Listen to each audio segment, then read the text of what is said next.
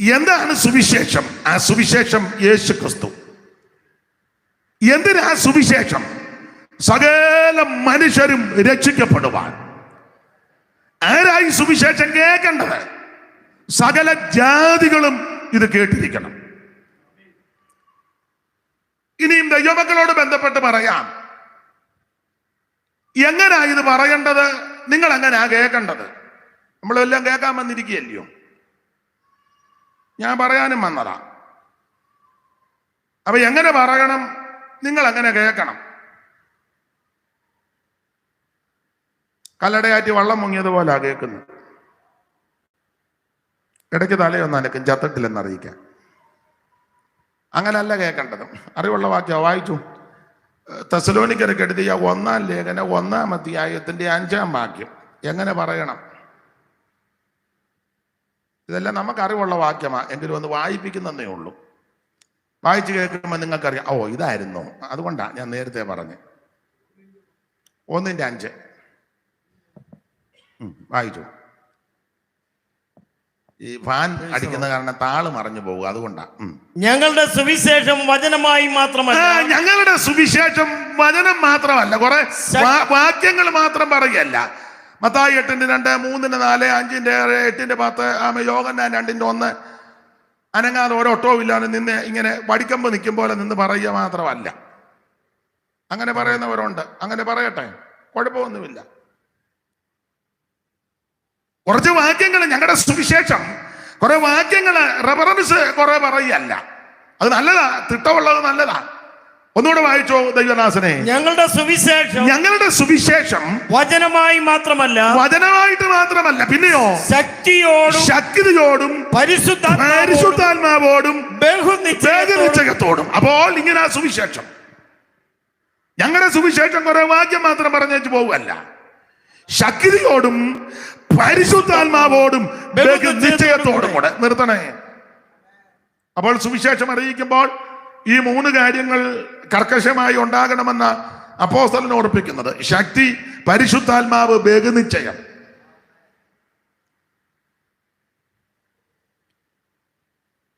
ചിലരൊക്കെ ആട്ടെ, ഞാൻ വിവരിക്കുന്നില്ല, വെറുതെ അലോഹ്യം ഉണ്ടാക്കുന്നില്ല, തന്നെ താൻ അങ്ങ് ചിന്തിച്ചാൽ മതി.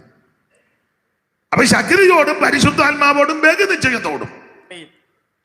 ചിലർക്ക് ഓർമ്മ ചിലപ്പോൾ നിന്നെന്ന് വരികയില്ല. പ്രായമുള്ളവരും ഇപ്പം അസുഖം വരുന്നത് പ്രായക്കുറവും നോക്കിയല്ലോ. അപ്പൊ ഓർമ്മയില്ലാത്തവര് ആ വാക്യങ്ങളൊന്ന് നോട്ട് ചെയ്ത് വെക്കുന്നത് നല്ലതാ. അത് മഹാഭാവമൊന്നുമല്ല. നമ്മുടെ ചില വിശ്വാസികൾക്ക് തെറ്റിദ്ധാരണയുണ്ട്. അവർ പറയും, ഞങ്ങളുടെ ഉപദേശി പ്രസംഗക്കുറിപ്പ് വെച്ച അയാൾക്ക് വിവരമുണ്ട്, അതുകൊണ്ടാ. പുള്ളിക്ക് വിവരമുണ്ട്, അതുകൊണ്ടാ കുറിച്ച് വെക്കുന്നത്. ഇല്ലേ പോടത്തെല്ലാം വിളിച്ച് പറയും. അപ്പൊ ഓർമ്മ അതുപോലെ നിൽക്കാത്തവര്, മറവിയുള്ളവര് അത് കുറിച്ച് വെക്കുന്നത് നല്ലതാ.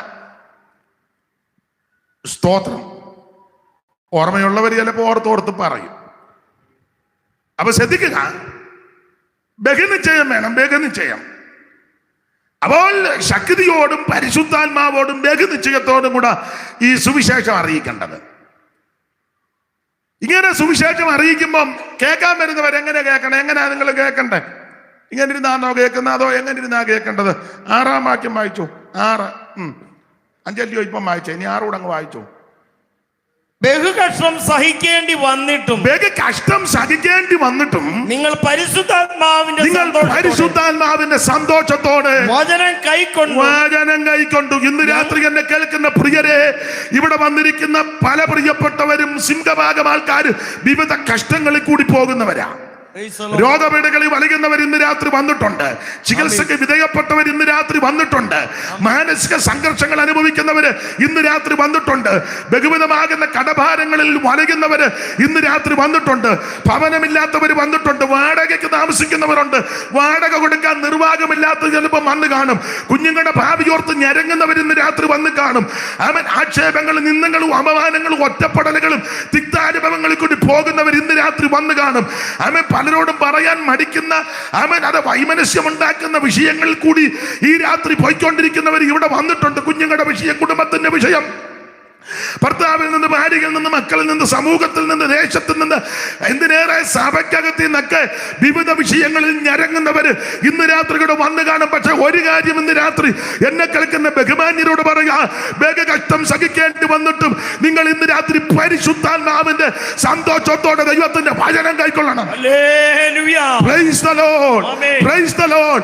പരിശുദ്ധാത്മാവിന്റെ സന്തോഷത്തോടെ, കാരണം ദൈവത്തിന്റെ വചനം തേനിലും തേൻകിട്ടയിലും ഇത് അല്പബുദ്ധിയെ ജ്ഞാനിയാക്കുന്ന വചനമാ. ഇത് ഉലകിലിരിക്കും ശുദ്ധി ചെയ്ത വചനമാ. ഇത് പൊന്നിലും തങ്കത്തിലും ആഗ്രഹിക്കത്തക്ക വചനമാ. ഇത് അതിവേഗത്തിൽ ഓടുന്ന വചനമാ. നമ്മുടെ കർത്താവ് ഒരിക്കൽ പറഞ്ഞു, ഇപ്പോൾ സംസാരിച്ച വചനം നിമിത്തം നിങ്ങൾ ശുദ്ധിയുള്ളവരാ. ഇന്ന് രാത്രി നിന്നെ ശുദ്ധീകരിക്കുന്ന വചനം, സൗഖ്യമാക്കുന്ന വചനം, അതിവേഗത്തിൽ ഓടുന്ന വചനം. യെശയ്യാപ്രവചനത്തിൽ വായിക്കുന്നത്, എന്റെ വായിൽ നിന്ന് പുറപ്പെടുന്ന എന്റെ വചനം വെറുതെ എന്റെ അടുക്ക വരത്തില്ല, അയച്ച കാര്യം സാധിപ്പിക്കും, ഇഷ്ടമുള്ളത് നിവർത്തിക്കും. വചനം തീ പോലെയും തകർക്കുന്ന ചുറ്റികയാ. ഇത് തീ പോലെ പുറപ്പെടും. കത്തിക്കേണ്ടതിനെ കത്തിച്ച്, ദഹിപ്പിക്കേണ്ടതിന് ദഹിപ്പിച്ച്, തകർക്കേണ്ടതിനെ തകർത്ത് ഇന്ന് രാത്രി നിന്നെ വിടുവിക്കുന്ന ദൈവത്തിന്റെ വചനം, സൗഖ്യമാക്കുന്ന ദൈവത്തിന്റെ വചനം. അത് കഷ്ടം സഹിക്കേണ്ടി വന്നിട്ടും പരിശുദ്ധാത്മാവിന്റെ സന്തോഷത്തോടെ ഇന്ന് രാത്രി തിരുവചനം ആര് കൈക്കൊള്ളും, അവർക്ക് ഇന്ന് രാത്രി അനുഗ്രഹവും വിടുതലുമാണ്. മുഖകാന്തികൾ മ്ലാനത നീക്കും, നിൻമുഖകാന്തിയൻ മ്ലാനത നീക്കും, നിൻ മധുരാമൃത വചനം കിന്നതയാകവെ പോകും, നിൻ മധുരാമൃത വചനം കിന്നതയാകവെ മഹിമയും പരമേശ മഹിമം യേശു മഹേശ മഹിമയും പരമേശ മഹിമം യേശു മഹേശ.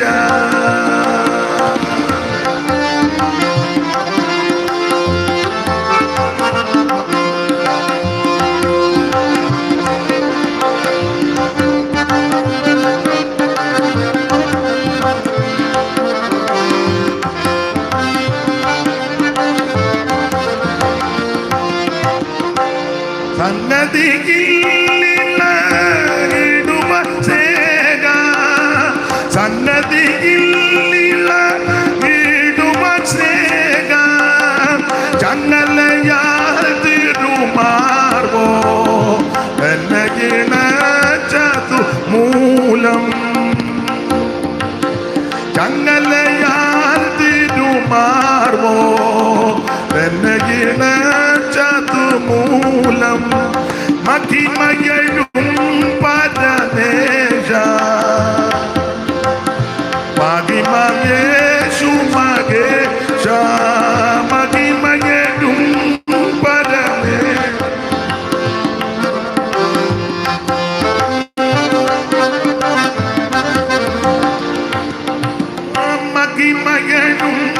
പരമേശ.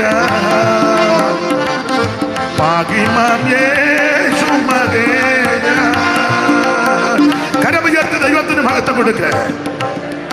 അതെ, ഞാന് മുഖവരയായിട്ട് ചില കാര്യങ്ങൾ ഓർപ്പിക്കുന്നതേ ഉള്ളൂ. എന്താ സുവിശേഷം? സുവിശേഷം യേശു ക്രിസ്തു. എന്തിനാ സുവിശേഷം? എല്ലാവരും രക്ഷിക്കപ്പെടാൻ. ആരാ ഇത് കേൾക്കേണ്ടത്? സകല ജാതികളും കേൾക്കണം. എങ്ങനെയാ ഇത് പറയേണ്ടത്? ശക്തിയോടും പരിശുദ്ധാത്മാവോടും ബഹുനിശ്ചയത്തോടും. എങ്ങനെയാ ഇരുന്ന് കേൾക്കേണ്ടത്? പിന്നെ ഇങ്ങനെ തന്നെ ഇരിക്കുക. ബഹുകഷ്ടം സഹിക്കേണ്ടി വന്നിട്ടും പരിശുദ്ധാത്മാവിന്റെ സന്തോഷത്തോടെ ഈ വചനം സുവിശേഷം കൈക്കൊള്ളണം. അങ്ങനെയുള്ളവർക്ക് അനുഗ്രഹിക്കണം. അപ്പൊ അങ്ങനെയുള്ള സുവിശേഷ പുസ്തകത്തിൽ നിന്നാണ് ഇന്ന് രാത്രി വായിച്ചത്, യോഹന്നാന്റെ സുവിശേഷം.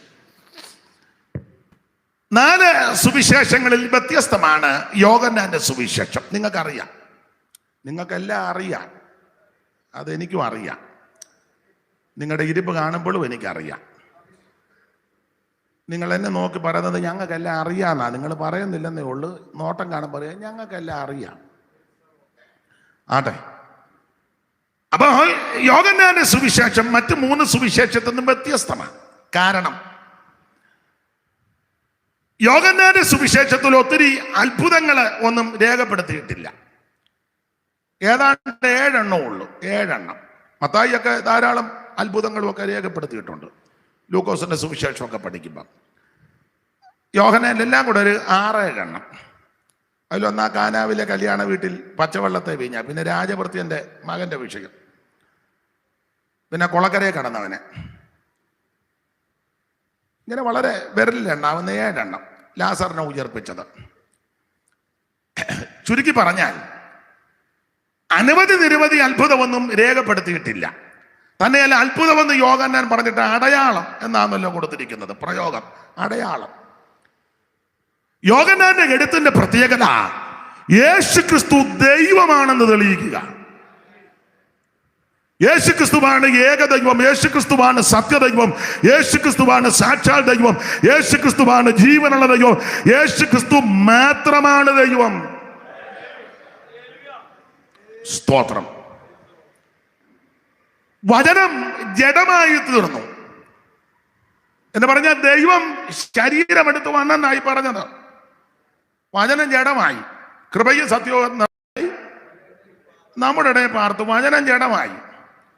വചനം ദൈവമായിരുന്നല്ലോ. 1:1 അങ്ങനല്ലേ വായിക്കുന്നത്? ആദിയിൽ വചനം ഉണ്ടായിരുന്നു, വചനം ദൈവമായിരുന്നു, വചനം ദൈവത്തോട് കൂടെ ആയിരുന്നു. 1:1 വായിച്ചു. ആദിയിൽ വചനം ഉണ്ടായിരുന്നു, വചനം ദൈവത്തോട് കൂടെ ആയിരുന്നു. ആദിയിൽ വചനമുണ്ടായിരുന്നു, വചനം ദൈവത്തോടു കൂടെ ആയിരുന്നു, വചനം ദൈവമായിരുന്നു. വചനം ദൈവമായിരുന്നു. ആ വചനം ദൈവമായിരുന്നു. ആ വചനം ജഡമെടുത്തു വന്നു. അതാ യോഹന്നാൻ തെളിയിച്ചത്. എന്ന് പറഞ്ഞാൽ സർവജ്ഞനായ ദൈവം ജഡരൂപമെടുത്ത് ഈ ഭൂമിയിൽ വന്നു. എന്തിന്? എന്നെയും നിന്നെയും രക്ഷിപ്പാൻ. അതാ യോഹന്നാന്റെ എഴുത്തിന്റെ ഉദ്ദേശം. സ്തോത്രം. ആദിയിൽ പറുദീസിൽ നാഥൻ വാക്കു ചൊന്ന നാരികിൻ സന്തതി ഇവൻ താനേ. ആദിയിൽ പറുദീസിൽ നാഥൻ വാക്കു ചൊന്ന നാരികിൻ സന്തതി ഇവൻ താനേ.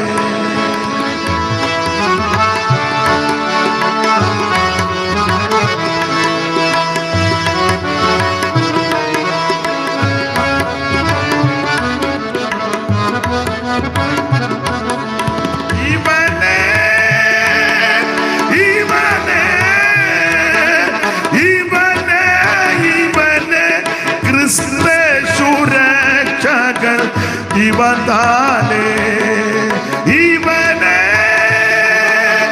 ഇവനെ ഇവനെ ഇവനെ ക്രിസ്തു രക്ഷകൻ ഇവൻ താനേ. അപ്പൊ ശ്രദ്ധിക്കുക. മേളിലോട്ട് നോക്കണമെന്നാന്ന്. അപ്പൊ ശ്രദ്ധിക്കുക. വചനം ജഡമായി തീർന്നു. അതാ യേശു. അപ്പൊ യേശുക്രിസ്തുവിന്റെ ദൈവത്വം, സാക്ഷാൽ ദൈവം, ജീവനുള്ള ദൈവം, നിത്യദൈവം, സത്യദൈവം യേശുക്രിസ്തുവാണെന്ന് യോഹന്നാൻ തെളിയിക്കുക.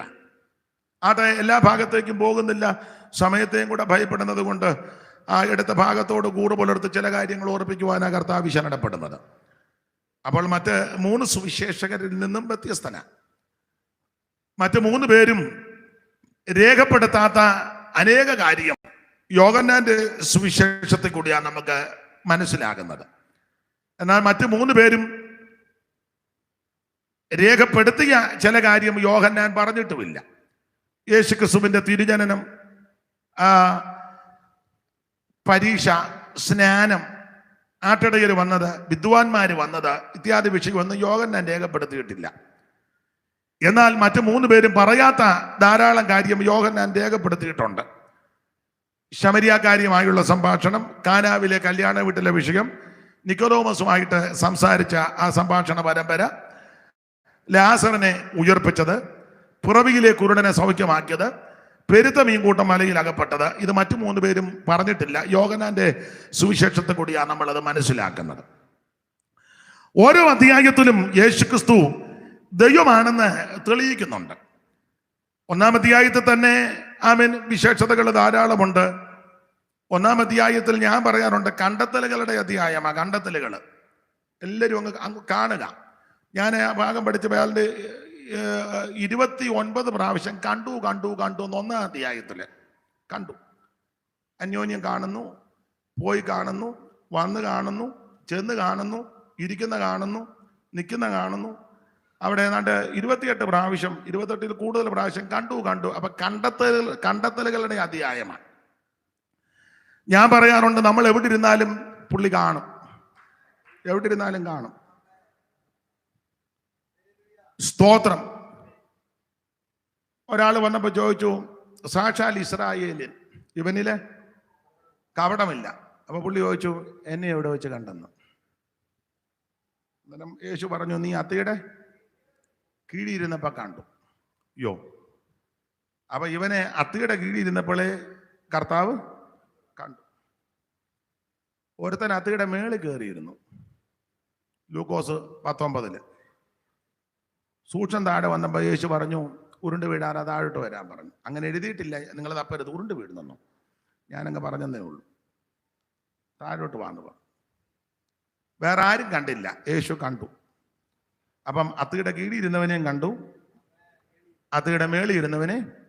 അവന് മറഞ്ഞിരിക്കുന്ന ഒന്നുമില്ലല്ലോ. ഉൽപ്പത്തിയിലെ അപ്പനും അമ്മയും പാപം ചെയ്തേച്ച് അത്തിക്ക് മറഞ്ഞിരുന്നെന്ന. അവിടെ അത്തിയാന്നോ ഇത്തിയാന്നോ കാട്ടത്തിയാന്നോ കമുകാന്നോ തെങ്ങാന്നോ ഒന്നും എഴുതിയിട്ടില്ല.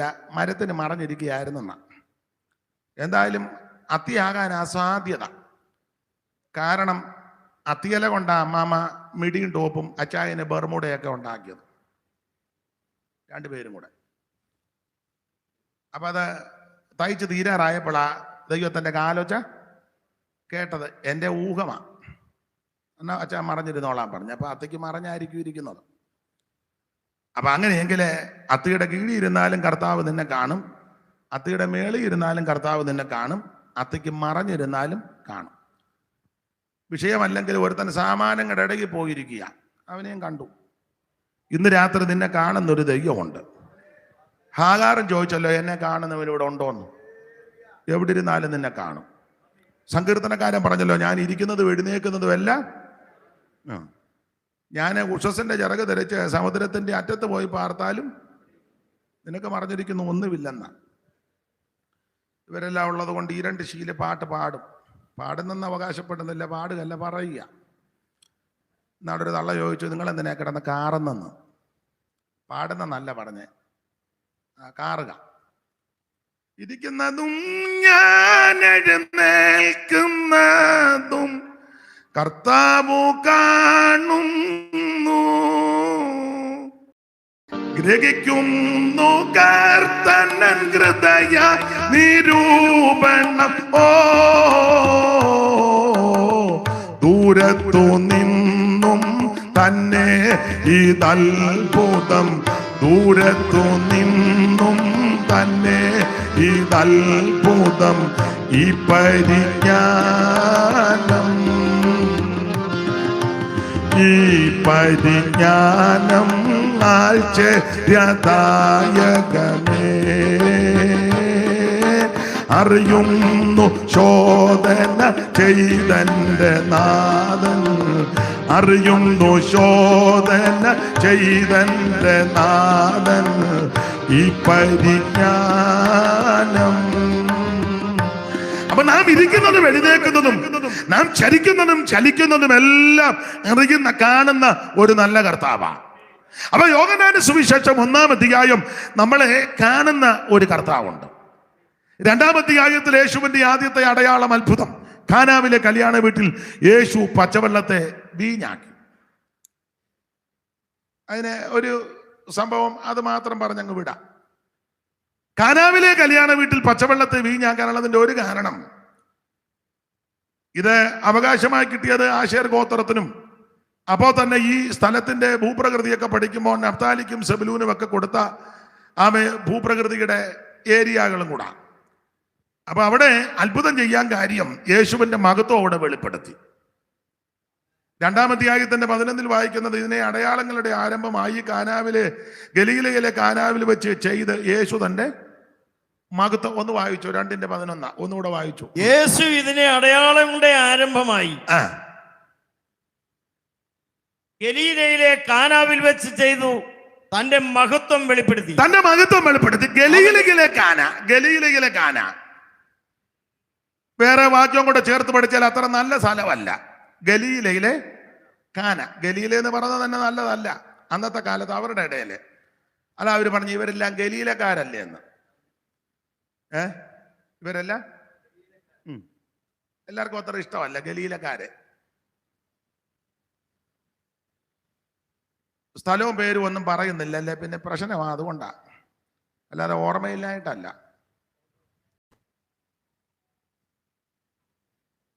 വർഷങ്ങൾക്ക് മുമ്പ് ഒരു സ്ഥലത്ത് ചെന്ന് ശുശ്രൂഷ കഴിഞ്ഞപ്പം വേറെ 2-3 സഹോദരങ്ങൾ ആ യോഗത്തിന് വന്നു.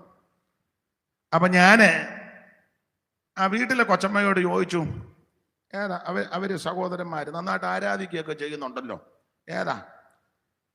അവര് പറഞ്ഞത് അതുപോലെ ഞാനങ്ങ് പറയാം, എൻ്റെ കൊങ്ങായിക്ക് പിടിക്കരുത്. താൻ ഇറങ്ങി വരുമ്പോൾ ഒന്ന് കാണണം ഒന്നും പറയരുത്.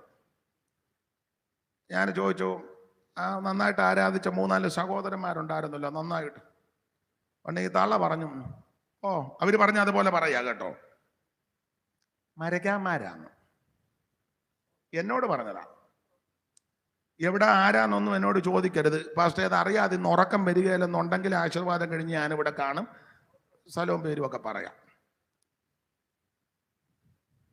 മരക്കാന്മാരാണ്.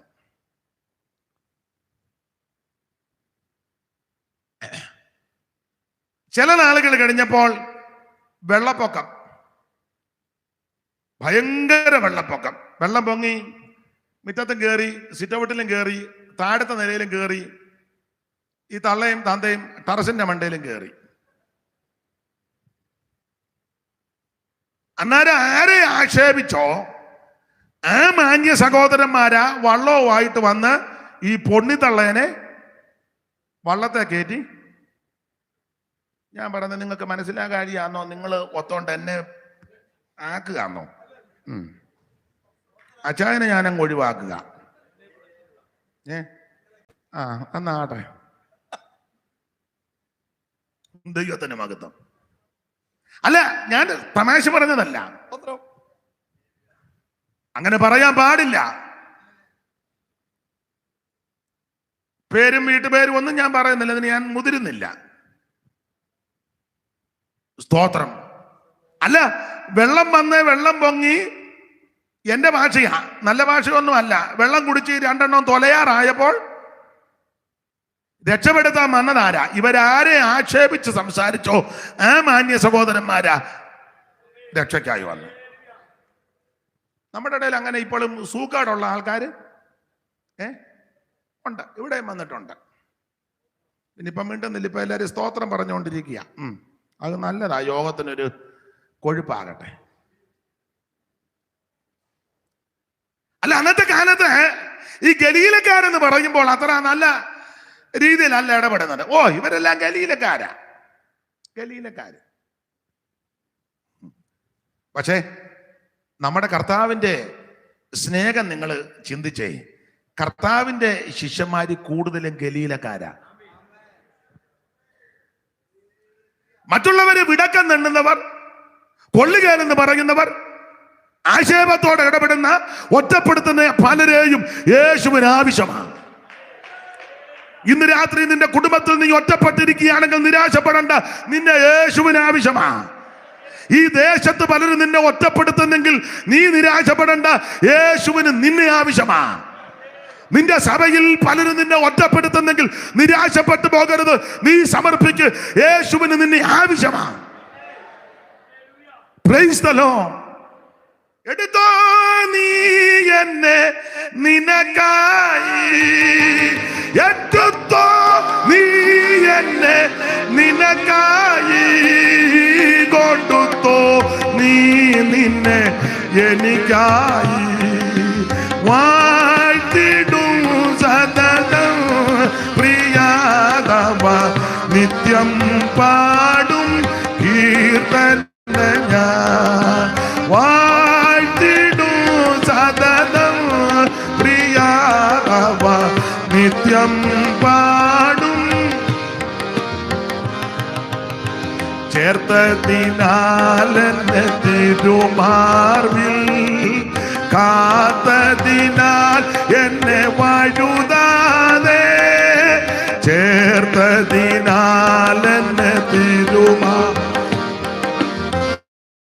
കാത്തതിനാലെന്നെ വഴുതാതെ, എടുത്തോ നീ എന്നെ നിനക്കായി, എടുത്തോ നീ എന്നെ നിനക്കായി, കൊടുത്തോ നീ നിന്നെ എനിക്കായി. വാഴ്ത്തിടൂ സകലം പ്രിയാതവ, നിത്യം പാടും കീർത്തനം ഞാൻ. വാഴ്ത്തിടൂ സകലം പ്രിയാതവ, നിത്യം പാടും കീർത്തനം ഞാൻ. കരമുയർത്തി ദൈവത്തിന് മഹത്വം കൊടുക്കാൻ. ഗലീലയിലെ കാനാവിൽ, അങ്ങനെയാണല്ലോ 3:2 വായിച്ചോ. അച്ചായൻ പുസ്തകം മടക്കിയതാണോ അതോ വായിച്ചോ 2:1. 3-ാം നാൾ ഗലീലയിലെ കാനാവ്. അവിടെ ഈ സംഭവം ഗലീലയിലെ കാനാവ്. Lord. ഗലീല അന്നത്തെ കാലത്ത് പലർക്കും, എന്റെ ഭാഷ പഴയ ഭാഷ ചതുർത്ഥി, അങ്ങനെ ചില പ്രയോഗങ്ങളൊക്കെ ഉണ്ടല്ലോ. ഞങ്ങള് ഒരടക്കത്തിന് പോയി. കർത്താവിൽ പ്രസിദ്ധനായ ദൈവദാസൻ പി ഗോപി പാക്കിൽ സുവിശേഷ കൊയ്ത്തൊക്കെ നടത്തിയ നല്ലൊരു കർത്തൃദാസൻ, അദ്ദേഹം കടന്നുപോയി. അപ്പൊ അദ്ദേഹത്തിന്റെ മകനെ എന്നെ വിളിച്ചേച്ച് പറഞ്ഞു, അച്ചായൻ വന്ന് ശവസംസ്കാരം നടത്തണം ഒടുവില് സെമിത്തേരിയില്, വീട്ടിലും വരണം. ഞാൻ വീട്ടിലും ചെന്നു, വാക്ക് പറഞ്ഞു ശവസംസ്കാരം നടത്താമെന്ന്. കോട്ടയത്തിൽ പാക്കില്ല, പള്ളം നടത്താവില്ലോ എന്നോർത്ത് എന്നപ്പം അവിടെ വെച്ചല്ല നടത്തേണ്ടത്, വാഗമണ്ണ്. ഇതുമായിട്ട് വാഗമണ്ണിൽ പോകണം. വാക്ക് പറഞ്ഞാൽ മാറുകയില്ല. അങ്ങനെ ആ മാന്യ കർത്തദാസന്റെ ഭൗതികശരീരവും വഹിച്ച് കോട്ടയം പള്ളത്തിൽ നിന്ന് ധാരാളം ആൾക്കാരുണ്ട് വാഗമണ്ണിന്. അപ്പം ഞങ്ങൾ മുന്നേ അങ്ങ് വണ്ടിയെ പോയി. വീട്ടിൽ ആശീർവാദം കഴിഞ്ഞ ഉടനെ മുന്നേ അങ്ങോട്ട് പോയി. പിന്നെ അവര് അന്തിയോമ്പനമൊക്കെ കൊടുത്തത് എടുത്ത് വരുമ്പോൾ താമസിക്കുമ്പോൾ നമുക്ക് പതുക്കെ മുന്നേ പോകാം. അപ്പം മുന്നേ ഒന്ന് വാഗമണ്ണിൽ ചെന്ന് നിശ്ചയിക്കപ്പെട്ട സ്ഥലത്തിനടുക്കേറെത്തിയപ്പോൾ വേറൊരു ദൈവദാസനെ കണ്ടു. അപ്പം ഞങ്ങൾ പരിചയപ്പെട്ടപ്പോൾ ഞാൻ ചോദിച്ചു, അതിനെ ഇവിടെ അടക്കത്തിന് വന്നതാ. അപ്പം അടുത്തൊരു സഭ ഉണ്ട്. ഞാൻ ചോദിച്ചത് ആ സഭ ഏതാ? ചില ദൂരെയാ കാണാം. അപ്പം ഞാൻ ചോദിച്ചത് പെന്തിക്കോസ് സഭയാ. അപ്പം ഞാൻ ചോദിച്ചു ഏതാ, IPC ആണോ ചർച്ച് ഓഫ് ഗോഡ് അങ്ങനെയൊക്കെ ചോദിക്കുമല്ലോ നമ്മൾ. ഉടനെ പറഞ്ഞു അല്ല, ചർച്ച് ഓഫ് ഒക്കലാഴിയാന്ന് പറഞ്ഞു. ചർച്ച് ഓഫ് ഒക്കലാഴിയ. അപ്പം ഞാൻ പെട്ടെന്ന് ഓർത്ത്, നീ ഒക്കലഹോമ എന്നൊക്കെ നമ്മൾ പറയുമല്ലോ, അവരുടെ കീറോപ്പിലുള്ളത് ആണെന്നോർത്ത് ഞാൻ പറഞ്ഞു ചർച്ച് ഓഫ് ഒക്കലാഴിയോ? ഒക്കുകയില്ലാത്തവരെല്ലാം കൂടെ ഒന്നിച്ചു കൂടുന്നതാണ്. അതിന് പുള്ളി ഇട്ട പേരാ ചർച്ച് ഓഫ്, ഒരു സ്ഥലത്ത് ഒക്കാത്ത ആൾക്കാരെല്ലാം കൂടെ ഒന്നിച്ചു. പുള്ളി ഇട്ട പേരാ ചർച്ച് ഓഫ് ഒക്കലാഴിയ. അപ്പൊ ചില സ്ഥലങ്ങളും ചില ആൾക്കാരെയൊക്കെ ചിലർക്ക് ചതുർത്ഥിയ എന്ന് പറഞ്ഞതുപോലെ ഈ ഗലീലക്കാരോട് അത്ര തൃപ്തിയില്ല. പലരും അത് വേറൊരു രീതിയിലാണ് ഇവരെ ഉൾക്കൊള്ളുന്നത്. എന്നാൽ യേശു ക്രിസ്തുവിന്റെ തേജസ്സേറിയ ശുശ്രൂഷയിൽ, അവിടുത്തെ പ്രധാനപ്പെട്ട ശുശ്രൂഷയിൽ അവിടുന്ന് തെരഞ്ഞെടുത്ത അപ്പോസ്തലന്മാരിൽ പലരും ഗലീലക്കാരാ. നീ ഒറ്റപ്പെടലുകൾ അനുഭവിക്കുന്നെങ്കിൽ, ഏകാന്തത അനുഭവിക്കുന്നെങ്കിൽ, നിന്നെ പലരും വിടക്കെന്നെണ്ണുന്നെങ്കിൽ, നിന്നെ ഒറ്റപ്പെടുത്തുന്നെങ്കിൽ നിരാശപ്പെടരുത്. യേശുവിന് നിന്നെ കൊണ്ട് ആവശ്യമുണ്ട്. Price the Lord. അതുകൊണ്ട് ആ ഗലീലയിലെ കാനാവിലെ ആദ്യത്തെ അത്ഭുതം. നിങ്ങള് ദൈവദാസന്മാരൊക്കെ വചനത്തിൽ തിട്ടമുള്ളവരാ. ഞാൻ അച്ചായനിരിക്കുന്നത് കൊണ്ട് അല്പം പേടിച്ചു വക്കെയാ പറയുന്നത്. അതാ നിർത്തി പറയുന്നത്. എന്തേലും പോഴത്തരം പറയുമോ എന്നുള്ള പറയും മിക്കവാറും ഞാൻ. അപ്പം എങ്കിലും ഞാൻ വളരെ ശ്രദ്ധിച്ചായിരിക്കുന്നത്. ദൈവത്തിന് മഹത്വം. അതുകൊണ്ട് വളരെ പെറുക്കി സൂക്ഷിച്ചാ ഞാൻ പറയുന്നത്. ഈ ഗലീലയിലെ കാനാവെന്ന് പറയുമ്പോൾ നിങ്ങൾ വചനം പഠിക്കുന്നവർക്കറിയാം, ഇത് അത്ര നല്ല സ്ഥലങ്ങളല്ല. പണ്ട് ഇസ്രായേലിന്റെ മധുരഗായകനാകുന്ന ദാവീദ് രാജാവ് ദൈവാലയം പണിയുവാൻ അത്യാർത്തി പൂണ്ട് കഷ്ടതയും പോരാട്ടങ്ങളും എല്ലാം തുടരെ അടിക്കടി ഉയർന്നെങ്കിലും താൻ ആ സമയത്തും ചില കാര്യങ്ങളൊക്കെ കരുതി ഒരുക്കി വെച്ചു. ആലയം പണിയാൻ ഞാൻ യഹോവയുടെ ഒരു കാര്യം അത് തന്നെ ഞാൻ ആഗ്രഹിക്കുന്നു. ഇങ്ങനൊക്കെ നല്ല ചിന്തയുള്ള മനുഷ്യനായിരുന്നു. പക്ഷേ ദൈവം തമ്പുരാൻ പറഞ്ഞു, നീ പള്ളി പണിയണ്ട, അതിനാ അകൃത്യമുണ്ട്. നീ ലെറ്ററൊക്കെ എഴുതിയവനാ, കത്ത് നന്നായിട്ട് എഴുതിയതാ. ഇപ്പൊ നീ മിടുക്കനായിട്ടിരിക്കുന്നെങ്കിലും നല്ലതുപോലെ നീ എഴുതിയതാ. ഊരിയാവിനെ ഒതുക്കാനായിട്ട് നീ ചെയ്തതൊക്കെ മറന്നിട്ടൊന്നുമില്ല. അടിച്ചു മാറ്റാൻ നിന്നെ പോലെ മിടുക്കൻ വേറെ ആരുമില്ല. ഞാൻ ആ ഭാഗത്തേക്കൊന്നും പോകുന്നില്ല. അവിടെ നല്ലതാ പള്ളി പണിയുന്നത്, പക്ഷെ നീ പണിയണ്ട. നിന്റെ ഉദരത്തിൽ നിന്ന് ഒരുത്തൻ പുറപ്പെട്ടു വരും, അവൻ പണിയും. അങ്ങനെ ദാവീദിനെ കൊണ്ട് പണിയിച്ചില്ല. ദാവീദിന്റെ മകൻ ശലോമോൻ ദൈവാലയം പണിതു. അപ്പൊ ദൈവാലയം ശലോമോൻ പണിയാൻ നേരത്തെ ദൈവാലയത്തിന് തടി വേണമല്ലോ. അപ്പൊ ശലോമോൻ അപ്പന്റെ സ്നേഹിതനാകുന്ന ഹീരാവിനോട് പറഞ്ഞു, ഞങ്ങൾക്ക് കുറച്ച് തടി വേണം പള്ളി പണിയാനാ. ഹീരാം പറഞ്ഞു, തരാ, അപ്പന്റെ സ്നേഹിതനല്ലേ, ലെബനോൻ വനത്തിൽ നിന്ന് വേണം. യഥേഷ്ടം. അപ്പോൾ ശലോമോൻ പറഞ്ഞു, നിങ്ങൾക്ക് ആ ഭാഗമൊക്കെ അറിയാം. ശലോമോൻ പറഞ്ഞു, ഞങ്ങളുടെ ആൾക്കാർ വെട്ടാൻ അത്ര പോരാ, മരം മുറിക്കാൻ പോരാ. കാരണം പണ്ടൊരുത്തം വെട്ടിയപ്പോ കോടാലി ഊരി ഈ ടൈപ്പ് വെട്ടുകാരാ. കോടാലി ഊരി പോയാലും കൈക്ക് നിന്നങ്ങ് വെട്ടും. ദീർഘവർഷങ്ങളായിട്ട് വെട്ടുകാരനാ പറഞ്ഞത്. കോടാലി 82 പോയതാ. എന്നാലും വെട്ടുന്നതിന്റെ പിക്ചർ എടുത്തിടും. ഞങ്ങളുടെ ആൾക്കാർ പോരാ മരം മുറിക്കാൻ. സീതോന്യര് മരം മുറിക്കാൻ സമർത്ഥരാ. കയറ്റി വിട്ടു, മരമെല്ലാം വെട്ടി. അത് കൊണ്ടുവന്ന് കെട്ടി ക്രമപ്പെടുത്തി നദി വഴി കടത്തിക്കൊണ്ടുവന്ന് സൂബിൽ കൊണ്ട് കൊടുത്തു. ആൾക്കാർ വലിച്ചു കയറ്റിക്കൊണ്ട് പണിത ശലോമോന്റെ ദൈവാലയം.